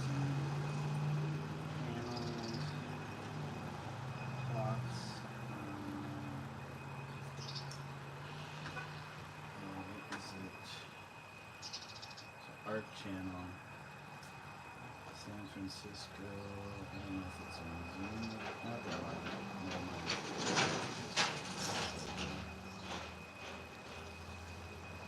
Let's see. If I'm promoting it, I might as well get it right. Can I feed me? It's gonna bring me to. Oh, so of course I didn't see some left dates. Big snot on my screen. Everything that's real glass. So who's tomorrow? We got another all-time CRPG Dungeons and Dragons night. Posted this session. Final Fantasy session. Friends on here. Did watch the artist journal. Adrian Polkadot's artist journal. He finally posted one after 3 weeks. We got Baldur's Gate playthrough. Watch that later. Nine Club, Easy, Todd Heater. What was I looking for? History. It was.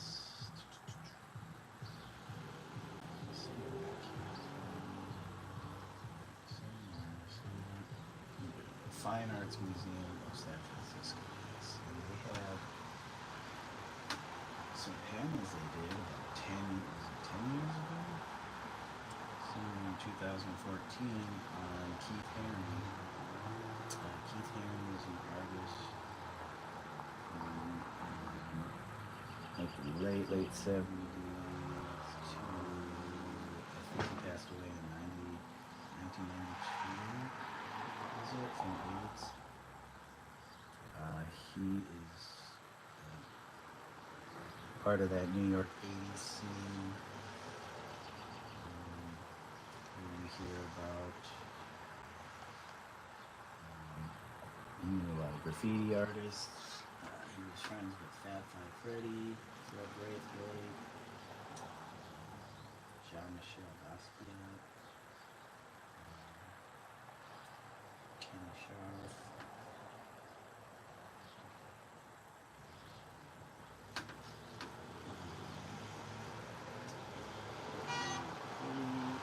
Pretty prolific.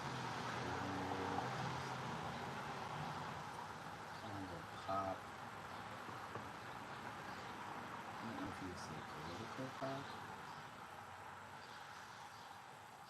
Definitely kind of like a pop artist of his generation. Not a graffiti artist. Probably one of the first street artists. If you want to talk about street art, he wasn't a graffiti writer. He definitely did art on the street or the subway stations. He's known for his characters and his line work. Just kind of colorist, but really his characters were all done by lines. He's definitely a master at that composition. I guess he was kind of an intuitive composition creator. According to the panels,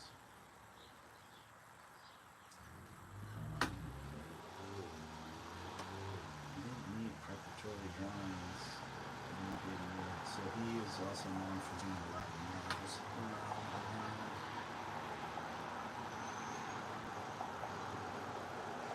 He did do a mural in my hometown of Minneapolis at the Contemporary Art Museum called Walker Art Center way back in the 80s.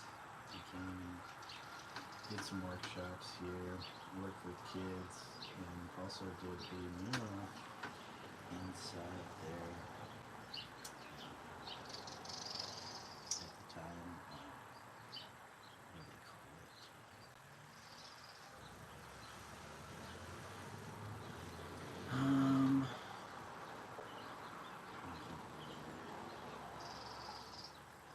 It's like kind of an area people pass through, walk through. Kind of like what you see at airports, like a concourse.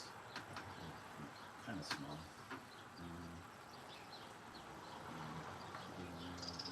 I think I may have told my story of possibly seeing him.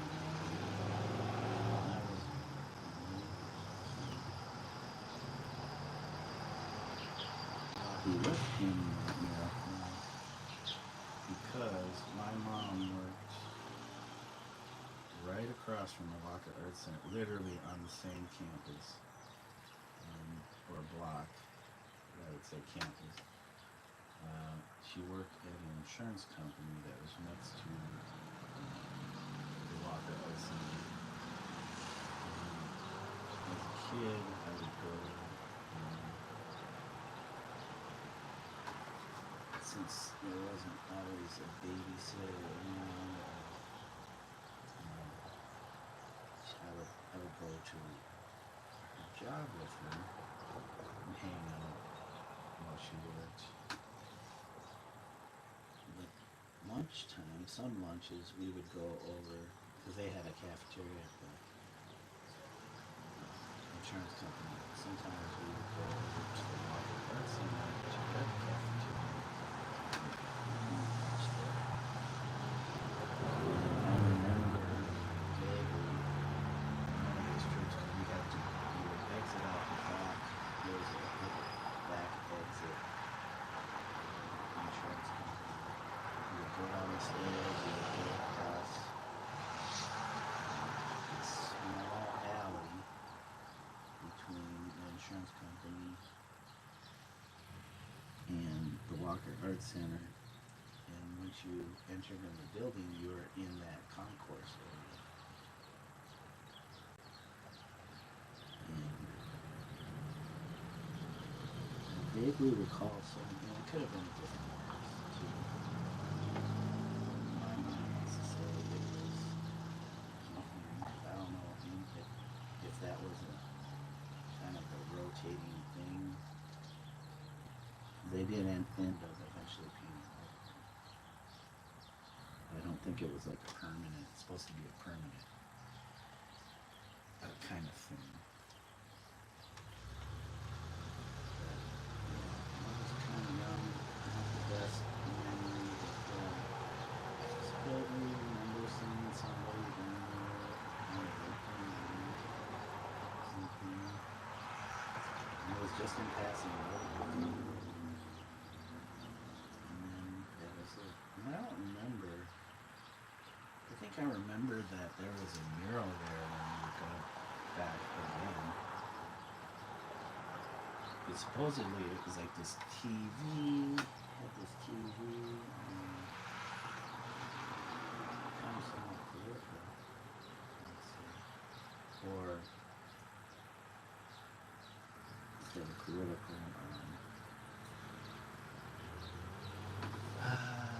more of like politically aware. I don't want to say activist.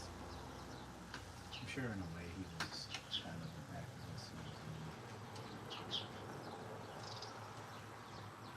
Right. How outspoken he was. I mean, most of it probably you see through his work. Maybe like speech or text or writing.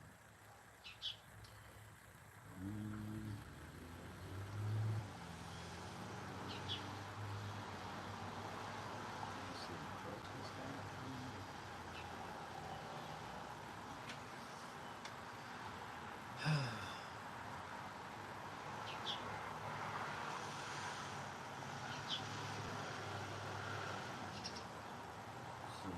he was pretty prolific. He worked with a lot of people, different people at that time.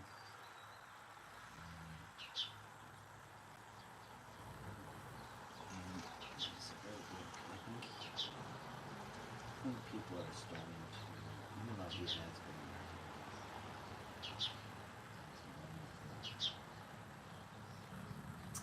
greats of that era.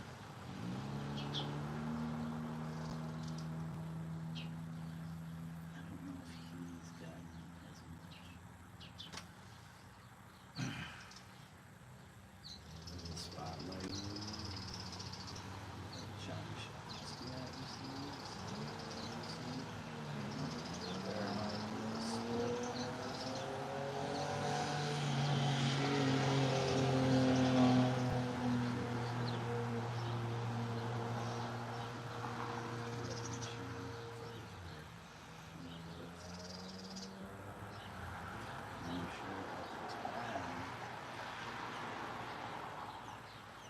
People who are off his work is there's still people that do that. Especially young people coming into arts and stuff. And I guess everybody has their own opinion and take, but to simply just write off his work is garbage or not saying anything because he received all this attention while he was alive and made a lot of money. I think all that was a byproduct of his creativity. He was a very creative person. You may not like the look of his art, you may think it's not technically sound or whatever. But I think at that time,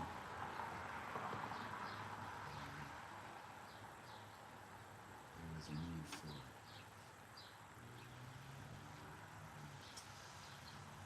this young voice. And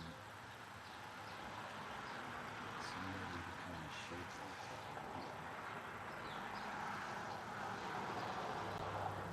It's tough to say because when you start getting a lot of attention, people come and question you whether you're doing it for authentic reason or just for fame. And it's all of it. How can you separate any of that? I mean, in the beginning, he was making art. He wasn't getting start. Started doing things, participating in the scene, and started to get recognized and get recognized. And people may have recognized that what he was making would make money.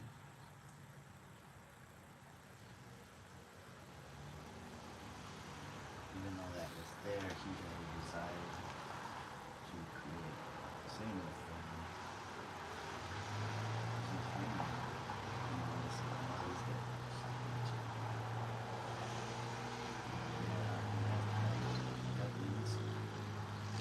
Society system, we have to make money. Unless we go to the communist system, and they'll dictate to you what you can do and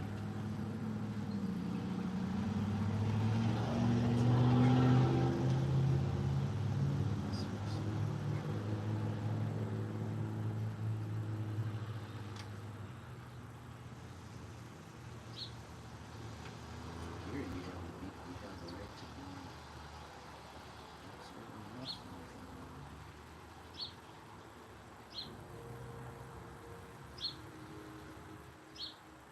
If you don't want to participate, you don't have to. And you might be criticized for that.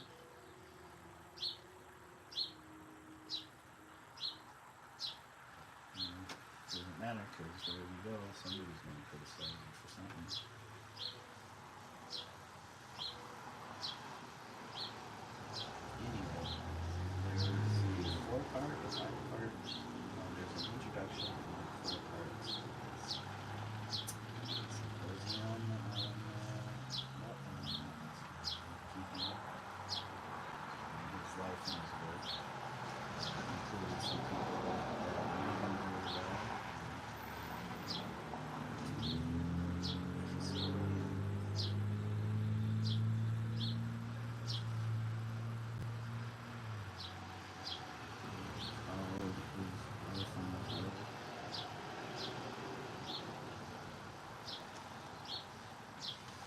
hitting my 45-degree angles. It's not going to be perfect isometric, but we can get it as close as we can to isometric.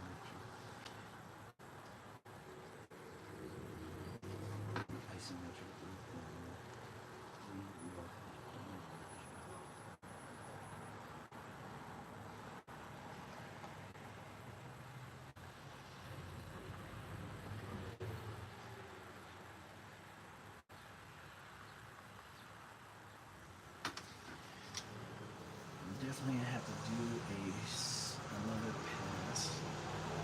You can see definitely running out of battery on my plug this. Sorry guys.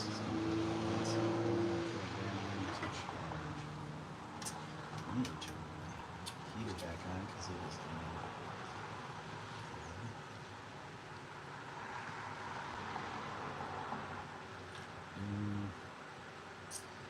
something I can watch, just listen to.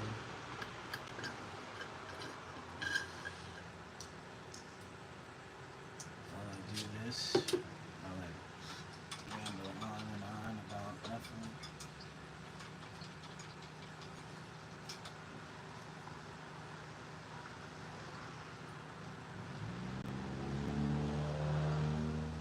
It's almost 1:30. About 8 minutes to 1:30. I'm not going anywhere just yet. It was warming up outside. The sun was out. Who knows, I might stop to do some cleanup, getting stuff into the dumpster that we got. Just kind of getting things together. We do have 10 days, but if I can get the look of it, roll it up within the next 3 days, that'll be a big help.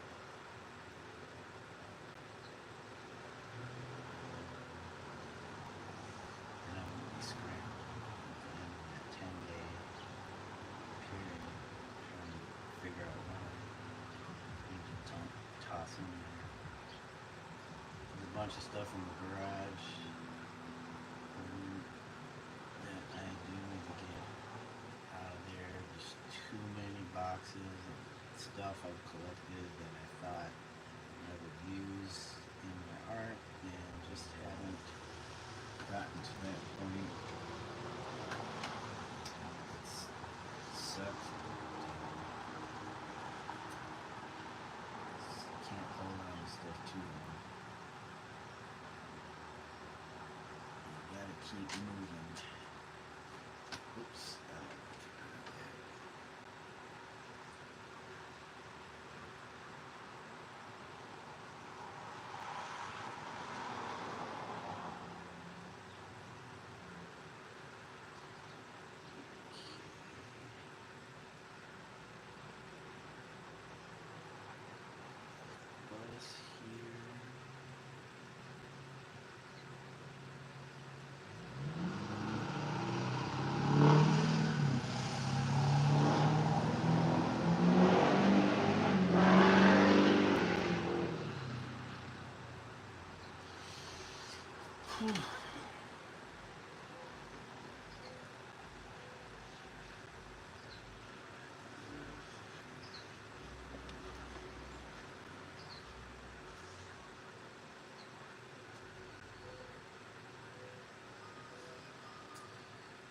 Hey, game's over. Were you playing games?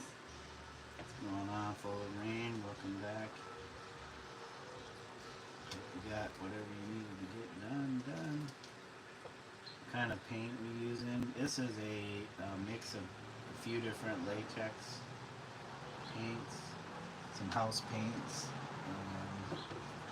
from the local Lowe's, or that's where I shop, Lowe's. I don't usually do Home Depot. We have our choice of Home Depot, Lowe's, Menards, Ace Hardware. So I is a Sherwin-Williams brand. All these are sample colors. If you go to your local paint mixing store, hardware store, or big box store, they might have these there in the discount rack, and they're worth it. $1.25 for let's see, 7.2 full ounces of paint. Good deals. This one was $2.50 for the same amount. That's still pretty good score. You'll find different colors. Usually a lot of gray tones. Sometimes you'll find some bright colors. I mean, you can have them mix up some. Tell them you don't want it. They throw it on the rack, the discount rack. You come back the next day if somebody hasn't picked it up, or later that day if somebody hasn't picked it up. Because they might not get to marking it down that same day, but who knows. Come back the next day, it might be on the discount rack, and then you buy it. But you don't want to be going there. They'll be like, "Oh, you're the guy that just has paint mixed up. Don't buy it." Because these probably cost you like $5 or $7, for the sample. They'll be like, "You're the guy that comes and has color mixed. Don't buy it." And then we see you on the cameras picking it up the next day. But yeah, so that's a mix of, I had this gray, kind of bluish gray. It was lighter than I thought it was. This purple, lilac or whatever. Yeah, this was $1.25 too. Valspar is good. Sherwin-Williams is good. And then these you can buy. Rust-Oleum's Painter's Touch. It is also a latex paint. It's a latex enamel kind of paint. And I mixed all those together to get this color right here. And we'll see. It might be the right color. I might go over it with some other stuff. But it is going to be my road color. So, yep, we're losing our underpainting. This actually will help, I think.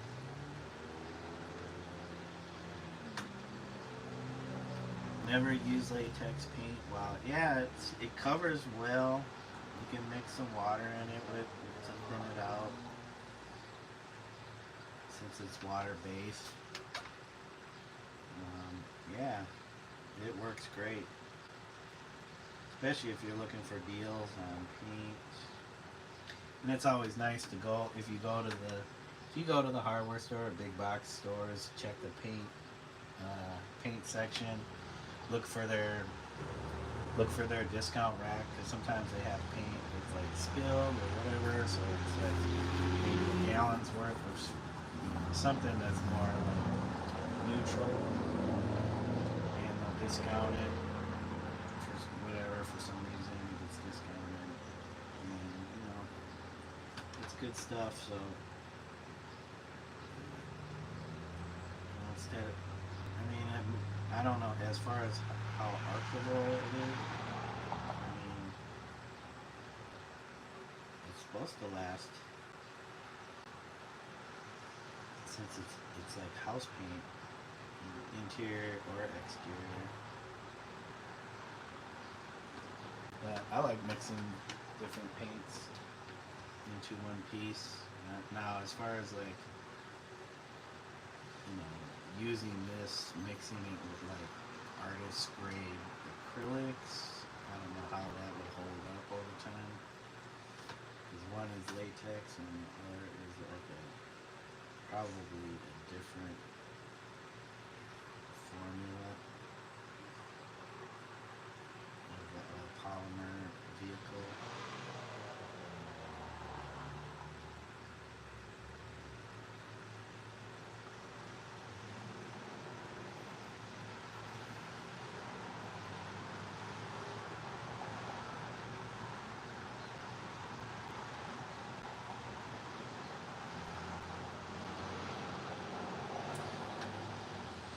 Okay.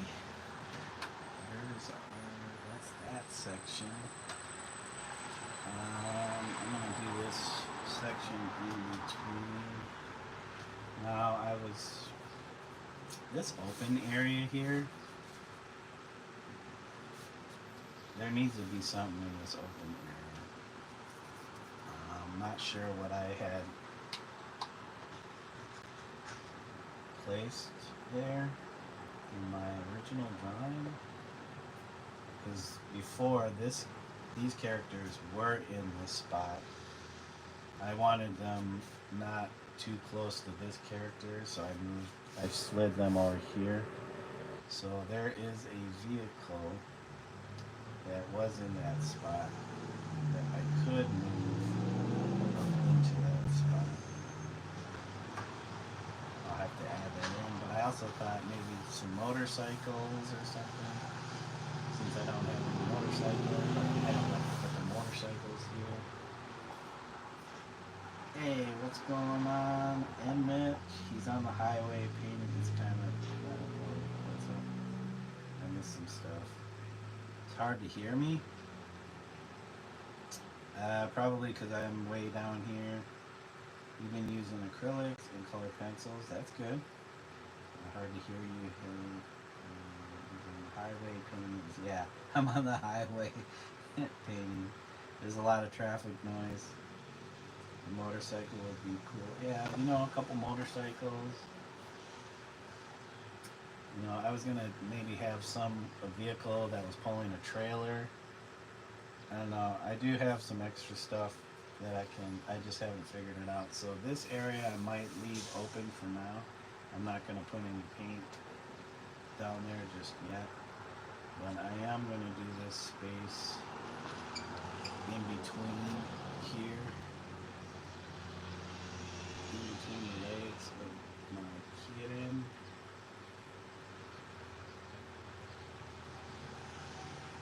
We're just laying down road color.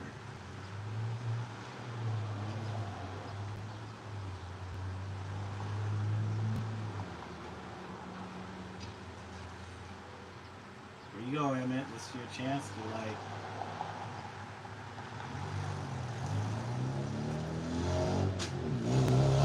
ask me some questions or troll me,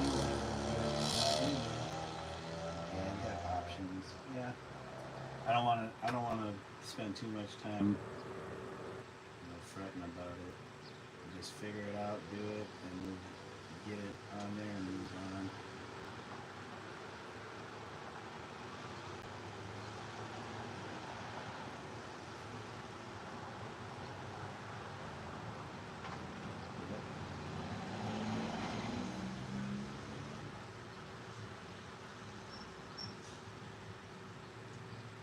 Emmett's taking the high road. He's like, I'm not gonna troll you, dude. I got way too much respect for you. You trolling me,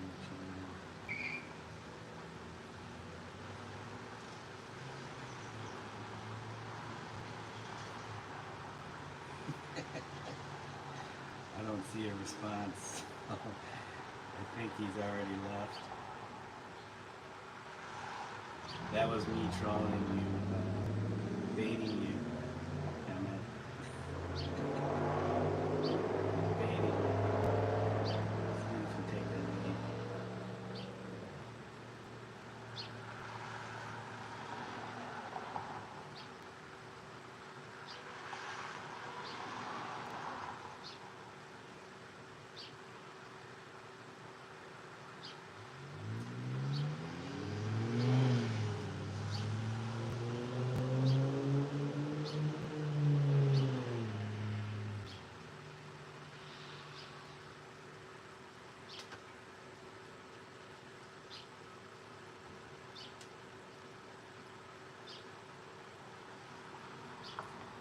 He's a busy guy. He can't be lurking. Can't be lurking in my streams. We got stuff to do.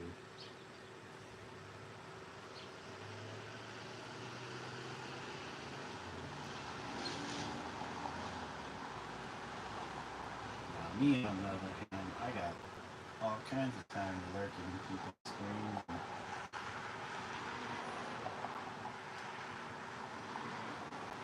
farting around with them, giving them a hard time about their painting. Isn't that what it's all about? Having a good time, just sharing the fun and the love. You're not trying to be serious paintings here, just having fun on the old YouTube.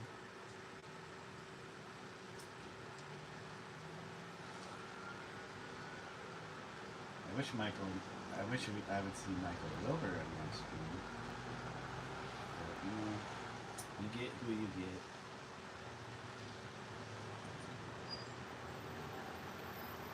And it's got all the good people coming on the screens.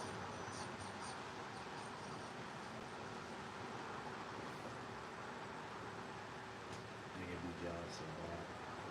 I mean, I got some good people that come, like you, Full of Rain, Wild Wolf, Laughing Girl, Andrew, Genuine. I got all kinds of people that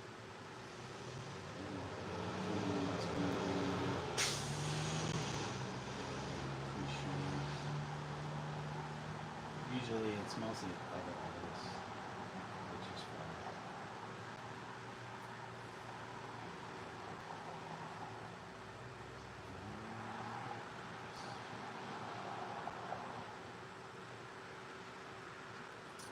What would be really cool if there was like a nice collector out there. Somebody who is a patron of the arts that would love to have one of these wonderfully executed pieces.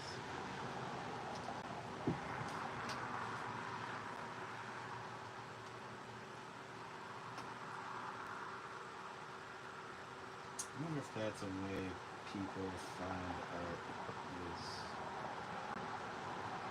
through somebody's YouTube channel. I mean, I have all my links and stuff. Because I have links, people can get grants if they want. I haven't seen really any activity on any of that stuff, so that is the reality. I don't know, maybe some people, they get all kinds of hits, sales, and stuff like that. They are better salespeople than I will ever be. My work is not desired. I am not from California. I am not from New York.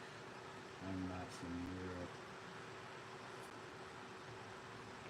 I am an artist that works and lives in the Midwest in Nowheresville. I mean, it is somewhere for me. For most people, I have no idea where it is. And a lot of them say it's just flyover country, so people that live in those areas don't mean have much to do with them. They are just the ones that exist in between. They are NPCs, as they say. They are not the hero of their story. They are just filler, placeholder.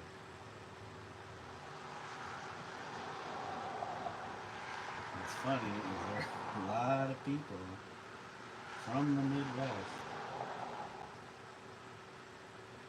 all these states that people don't really think have much to offer, that move to these bigger cities and contribute quite a bit to those cities. They also think that why are all these tourists moving to our cities? You know what? It's not their city.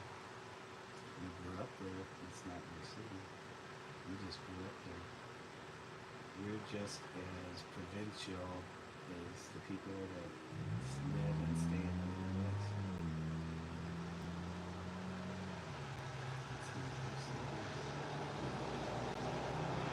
Can't complain if somebody moves from somewhere else to your city and takes your job and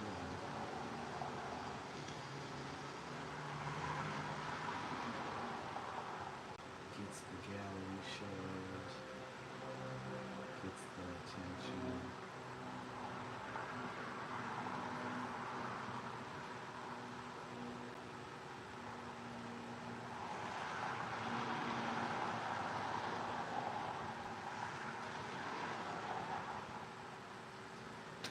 Alright, we got that filled in. Yeah, I'm kind of digging our road color here. If you want to call it a color. I mean, there's some purple in there. There's some chromatic to this. Even though it looks gray.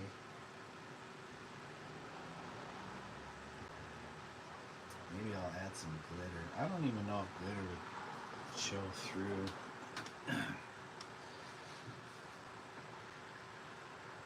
In this, but it might.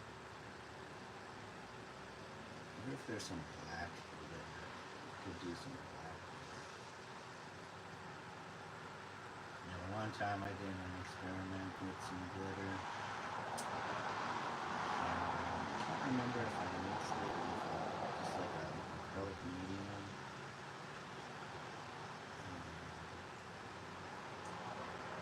Glue, some kind of glue adhesive. And I had this big panel. It was probably like 5 foot by 4 foot. It was probably cut from a larger 8 foot by 4 foot, 3/4 inch plywood. It was thick. I found it in a dumpster, and somehow, I don't know how, I got it back to where I live, and this was way across town. I can't remember if I borrowed a vehicle or if I just skated it back home with my skateboard. But I feel like I may have borrowed my dad's truck and popped it in the garage home. It was a good piece of wood.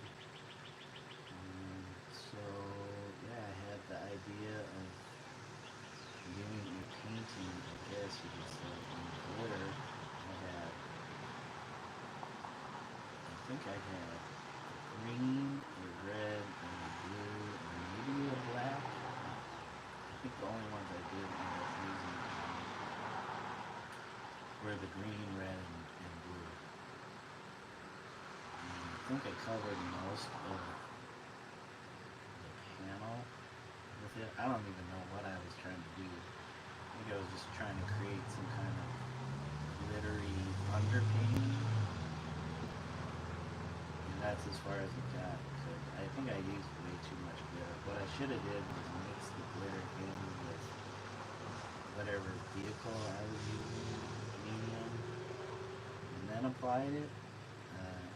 But instead I laid down the glue, adhesive, or medium first, and then just dumped the glitter on top of it, and then just kind of pressed it into it. And the idea was, I'll just sweep off, collect the loose glitter, and that'll be it. Well, when I tried to do that, it got all over the place, and a lot of it still stuck to the panel, but over time started falling off. So anytime I handled that panel, it would get glitter all over it. I ended up on the other side of that panel doing an oil painting.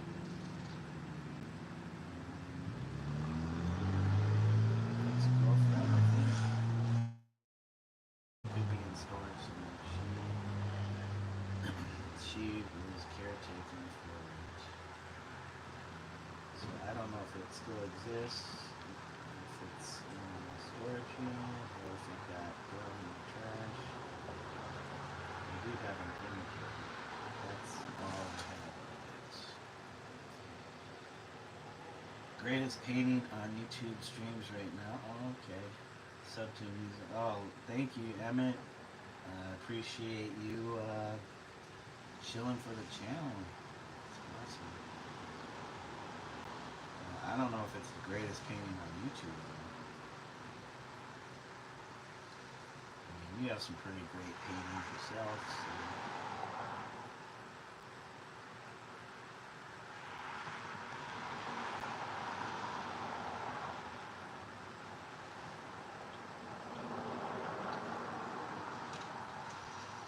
But I appreciate you putting that in the chat.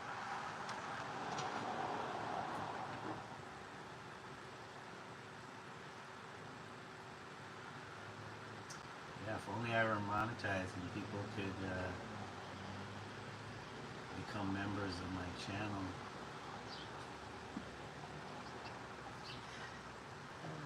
Right, we're getting close. I don't know if I will monetize even if I hit that mark. I don't know if I have enough watch hours either.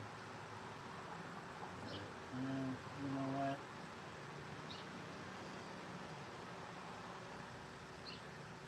I mean, putting ads on my stuff at this time, I don't know if that appeals to me or not. I mean, doesn't it doesn't. If that makes any sense.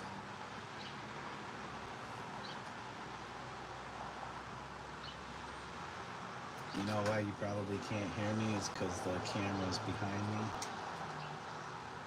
And I have my head turned away from the camera.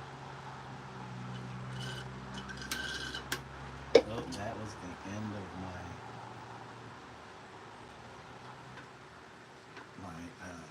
Vietnamese iced coffee. That we got last night. We got takeout from one of our favorite Vietnamese places that we haven't eaten in or been to in a long time, and decided to support them. I get some stuff. It's been a while, but we got quite a bit of stuff in our order, and the food is just as good as it was when we last time.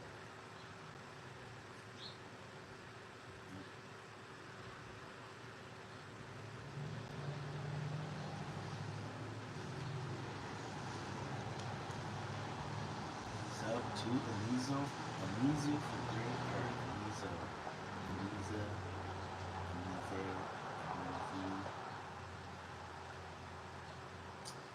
Is it because I don't use my real name?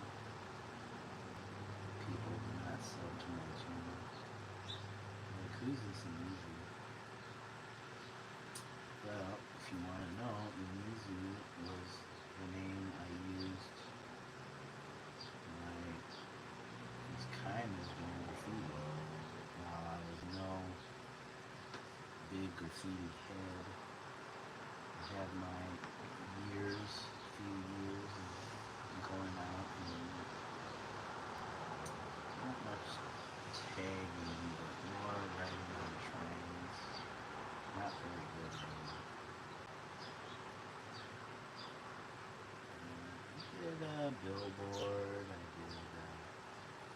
which was, at the time, when I think about it, my age, let's see, I was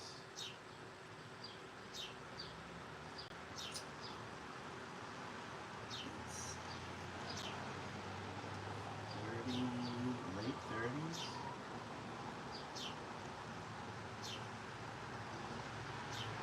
Like 37. I mean, that's not that bad. Still. climbing up on roofs, trying to climb buildings and stuff. Like,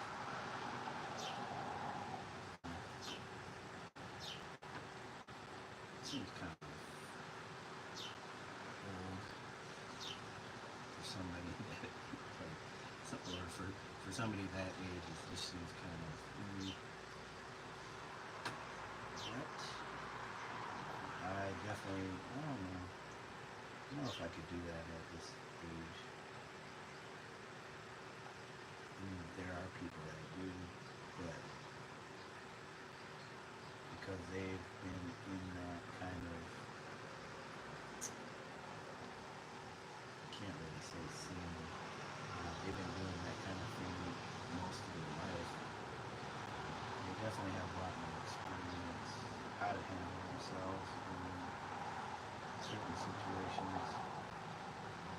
Being a skateboarder kind of helped, but climbing, kind of climb. I'm not much of a climber. Yeah, I had my time.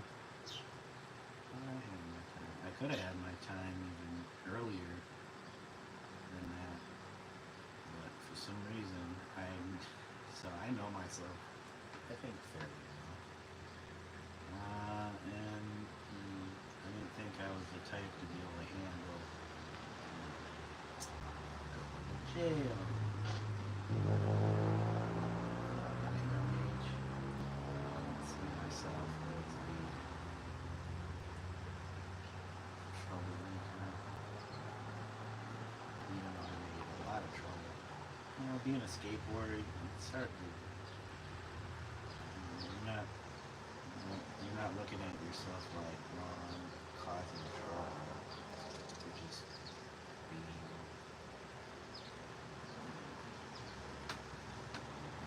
young person doing something other people might.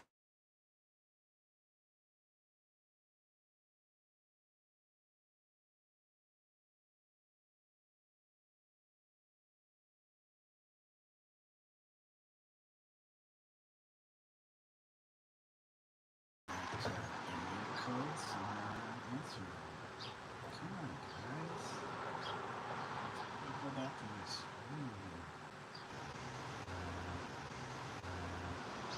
If the city weren't like when your house is an eyesore, let them graffiti all over the house. I don't care. I mean, my wife would probably do. Oh, our house looks like a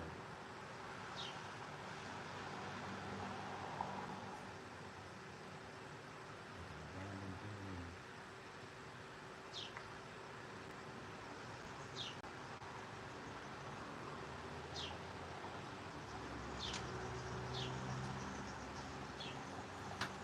Alright, we're getting some of that road in.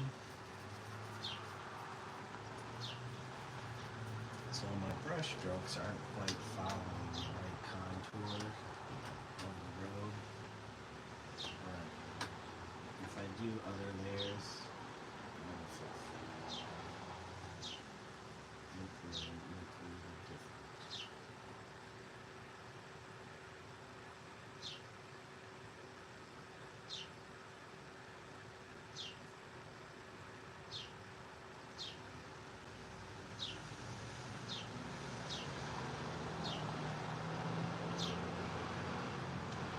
So yeah, Omizu was the name, or it's still the name. If I go, I have some friends who are more, you would say, more of a writer than I am. They have been actually writing longer, putting in time. That's what they enjoy doing. I enjoy doing it, but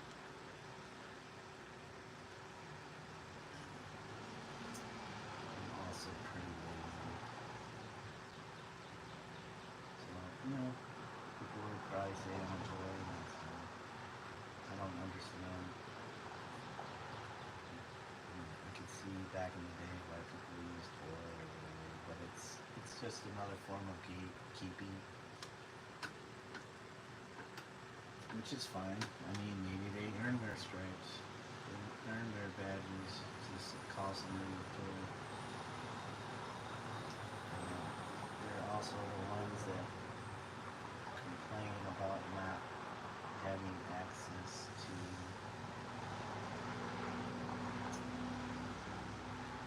artwork. I mean, some make the transition, some don't.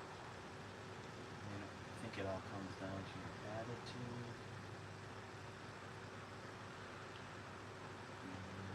your ability to adapt. Some people want to stay in that lane. Don't complain about having to stay in that lane if you're keeping yourself in that lane.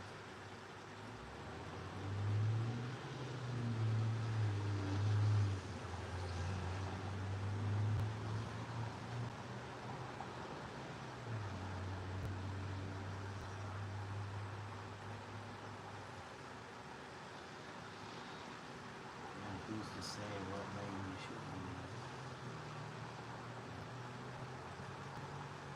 Again, there is a form of gatekeeping in these subcultures.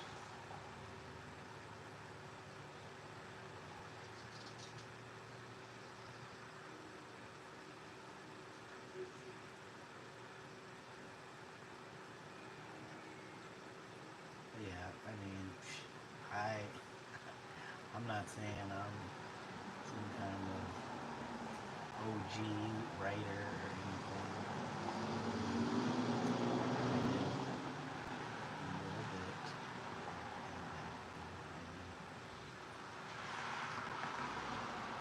I'm not saying it contributed anything to the world of graffiti or writing. I just had my moment where I tried it out and had fun. And if my friend calls me to come do a wall at an event or something, if I'm invited, I will be there. If I'm not invited, I'm not going to try and come in and be like, yo, you need to be including me. And usually if I am invited, it's because they know I have some skills and they can contribute to something to the wall. If somebody's asking me just to roll out the wall, to help roll out the wall, I'll do that. I don't care. I don't have to be on that wall. If they need help prepping, fine. I'd be happy just to prep a wall for somebody.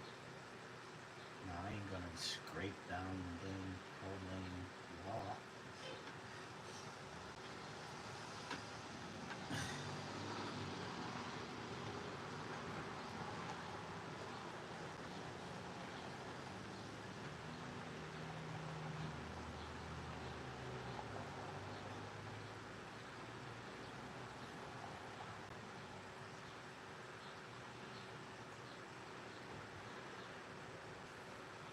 Yep, but I have been, I guess you can say, following graffiti since I was young.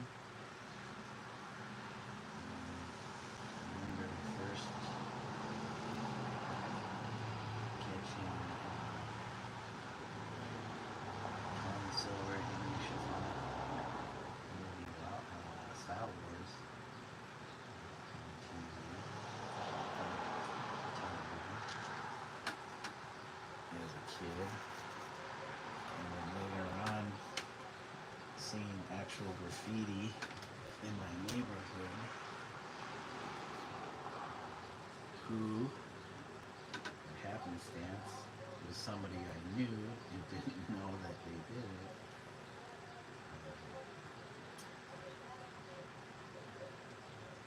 And they were much older than that. They were at least 5 years older than me. And they still do graffiti, they still do work as artists.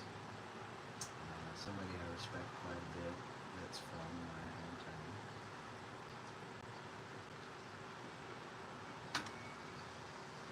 And who does a lot to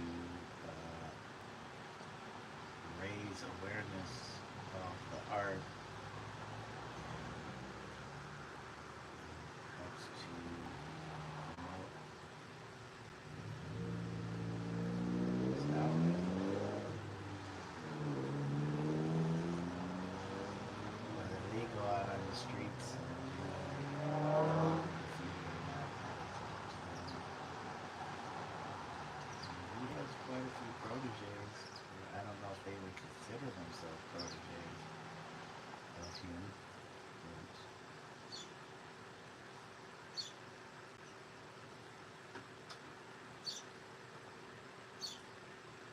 he was definitely one of the first people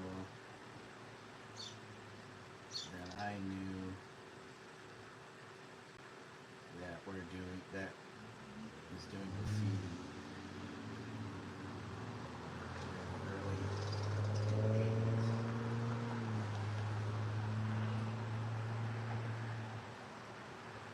One of the few people I knew that later on at that time. Now, I'm not saying he was the only one doing graffiti in Minneapolis at that time. But he was definitely the very first exposure of graffiti, of actual graffiti, for me. Whether it's seen it on TV or something, or ads.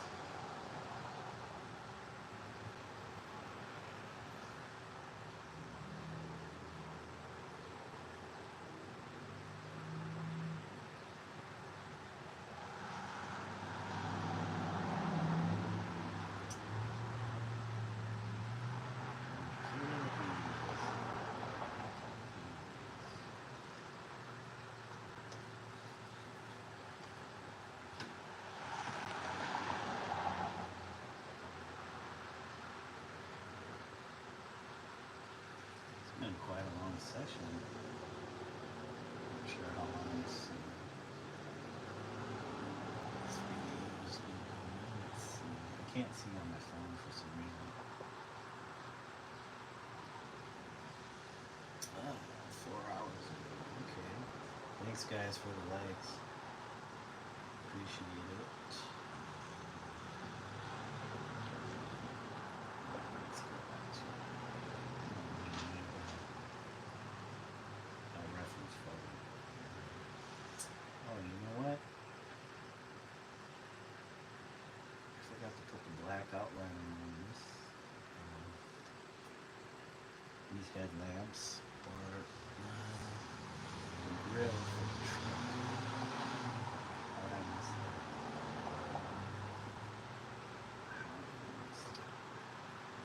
You know, I mix a lot of this paint and I hope it doesn't dry out.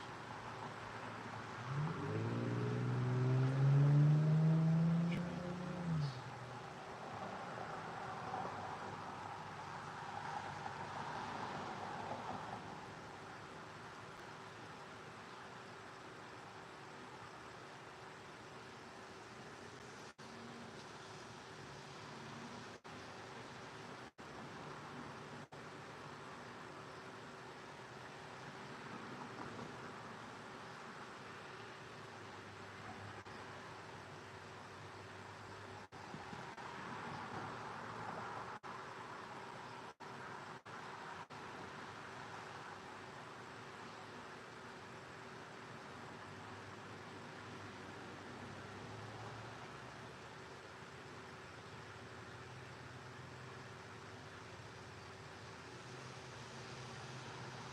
Yep, so as I was saying, Omizu came from that time.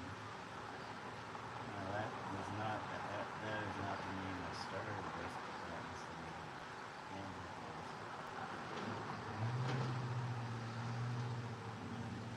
Still using it to this day.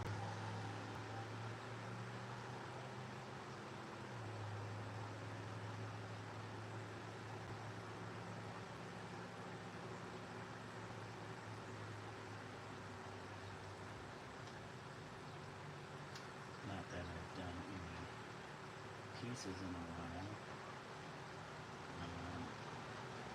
I do have a couple, I have one canvas that I've started that I would like to finish. That is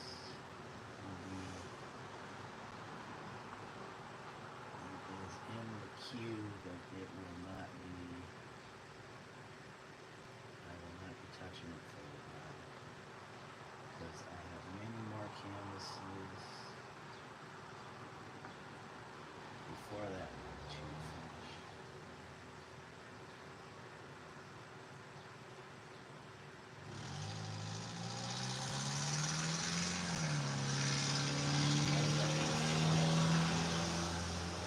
All kinds of time to devote to working on and painting.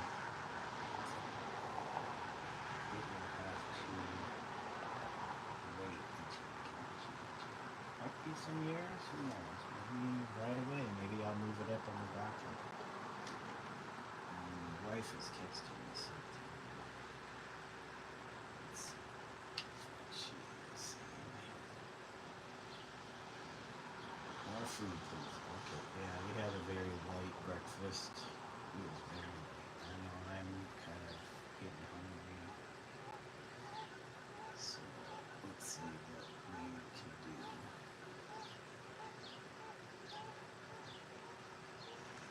Let me just finish this little section first.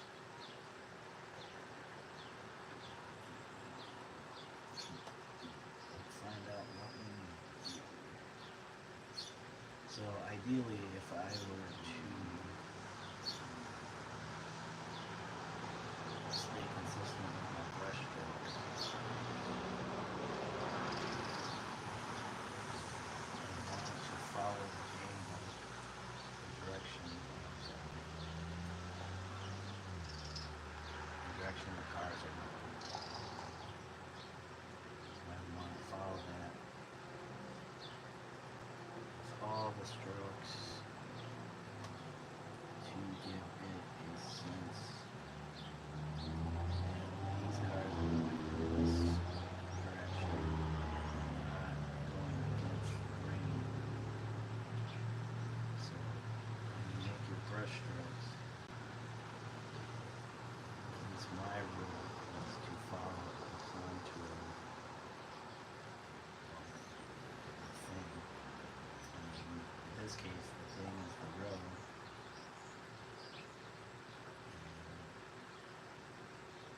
And the direction will dictate the contour. And you don't necessarily, you can go against that. It's not like that.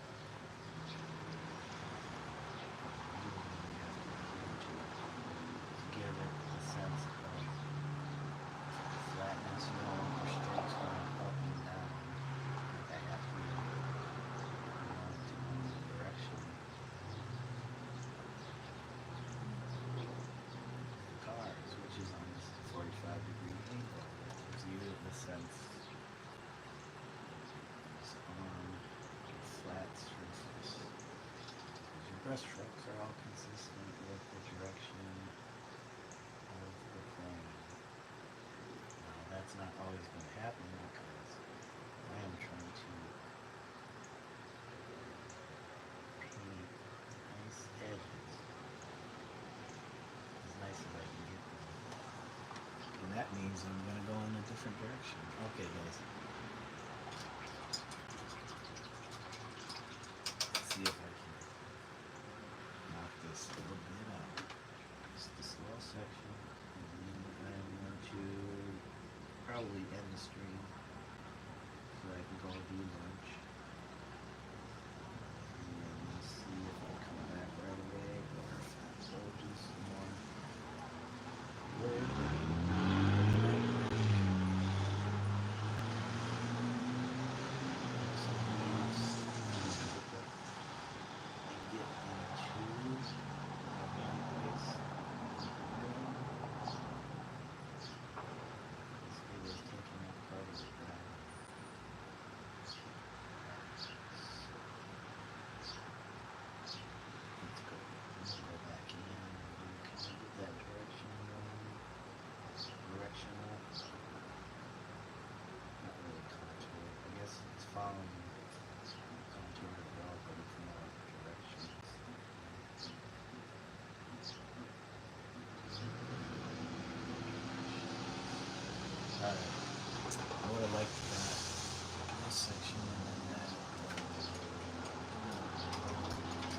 care lunch. I'm gonna end the stream here. I appreciate you guys for joining.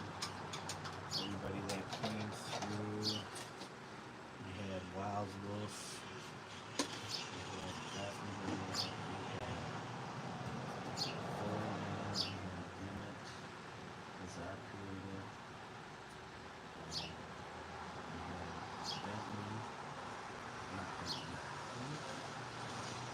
We have a dude that's on the floor. Jasper Scoots and Bentley. Chista.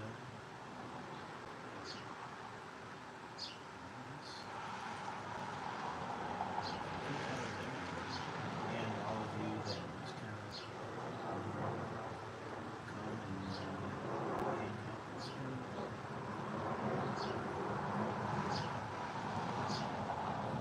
Hang out, work, whatever, I don't care. If you're watching me, I appreciate it. If you're watching what I'm doing, not literally watching me. Following the channel and watching the painting for good. So, alright guys, this is our, filling in stuff. Actually, it's kind of helping. I think it's helping the ground, the background, and yeah, we'll get the whatever we're putting in this space, and then the last thing we'll do, this will be done in oil painting, the little boy on the ox, and maybe something else. I'm not sure. We might keep it that simple, but if it's not up to our standards, we'll figure something out. But yeah, I appreciate y'all joining me for these 4 hours, was it? 4-hour long session. I wasn't always painting, but that's what you get. So yeah, thanks. I hope you all have a good day, evening, wherever you're at in the world. And like I always say, oh hey, H Music Videos, thanks for joining at the very last moment as I'm signing off. I hope you have a good day. I appreciate you stopping through. So yeah, as we always like to say, till next time. Bye for now, guys. Thanks for joining. Appreciate it. Oh yeah, do what Emmett says. Oh, when did I start this painting? You asking me that now? Full of rain. I started this painting probably just before the pandemic, and haven't gotten around to it until now to finish it. Yeah, I think so. I think it was just before the pandemic. All right, guys. Have a good one.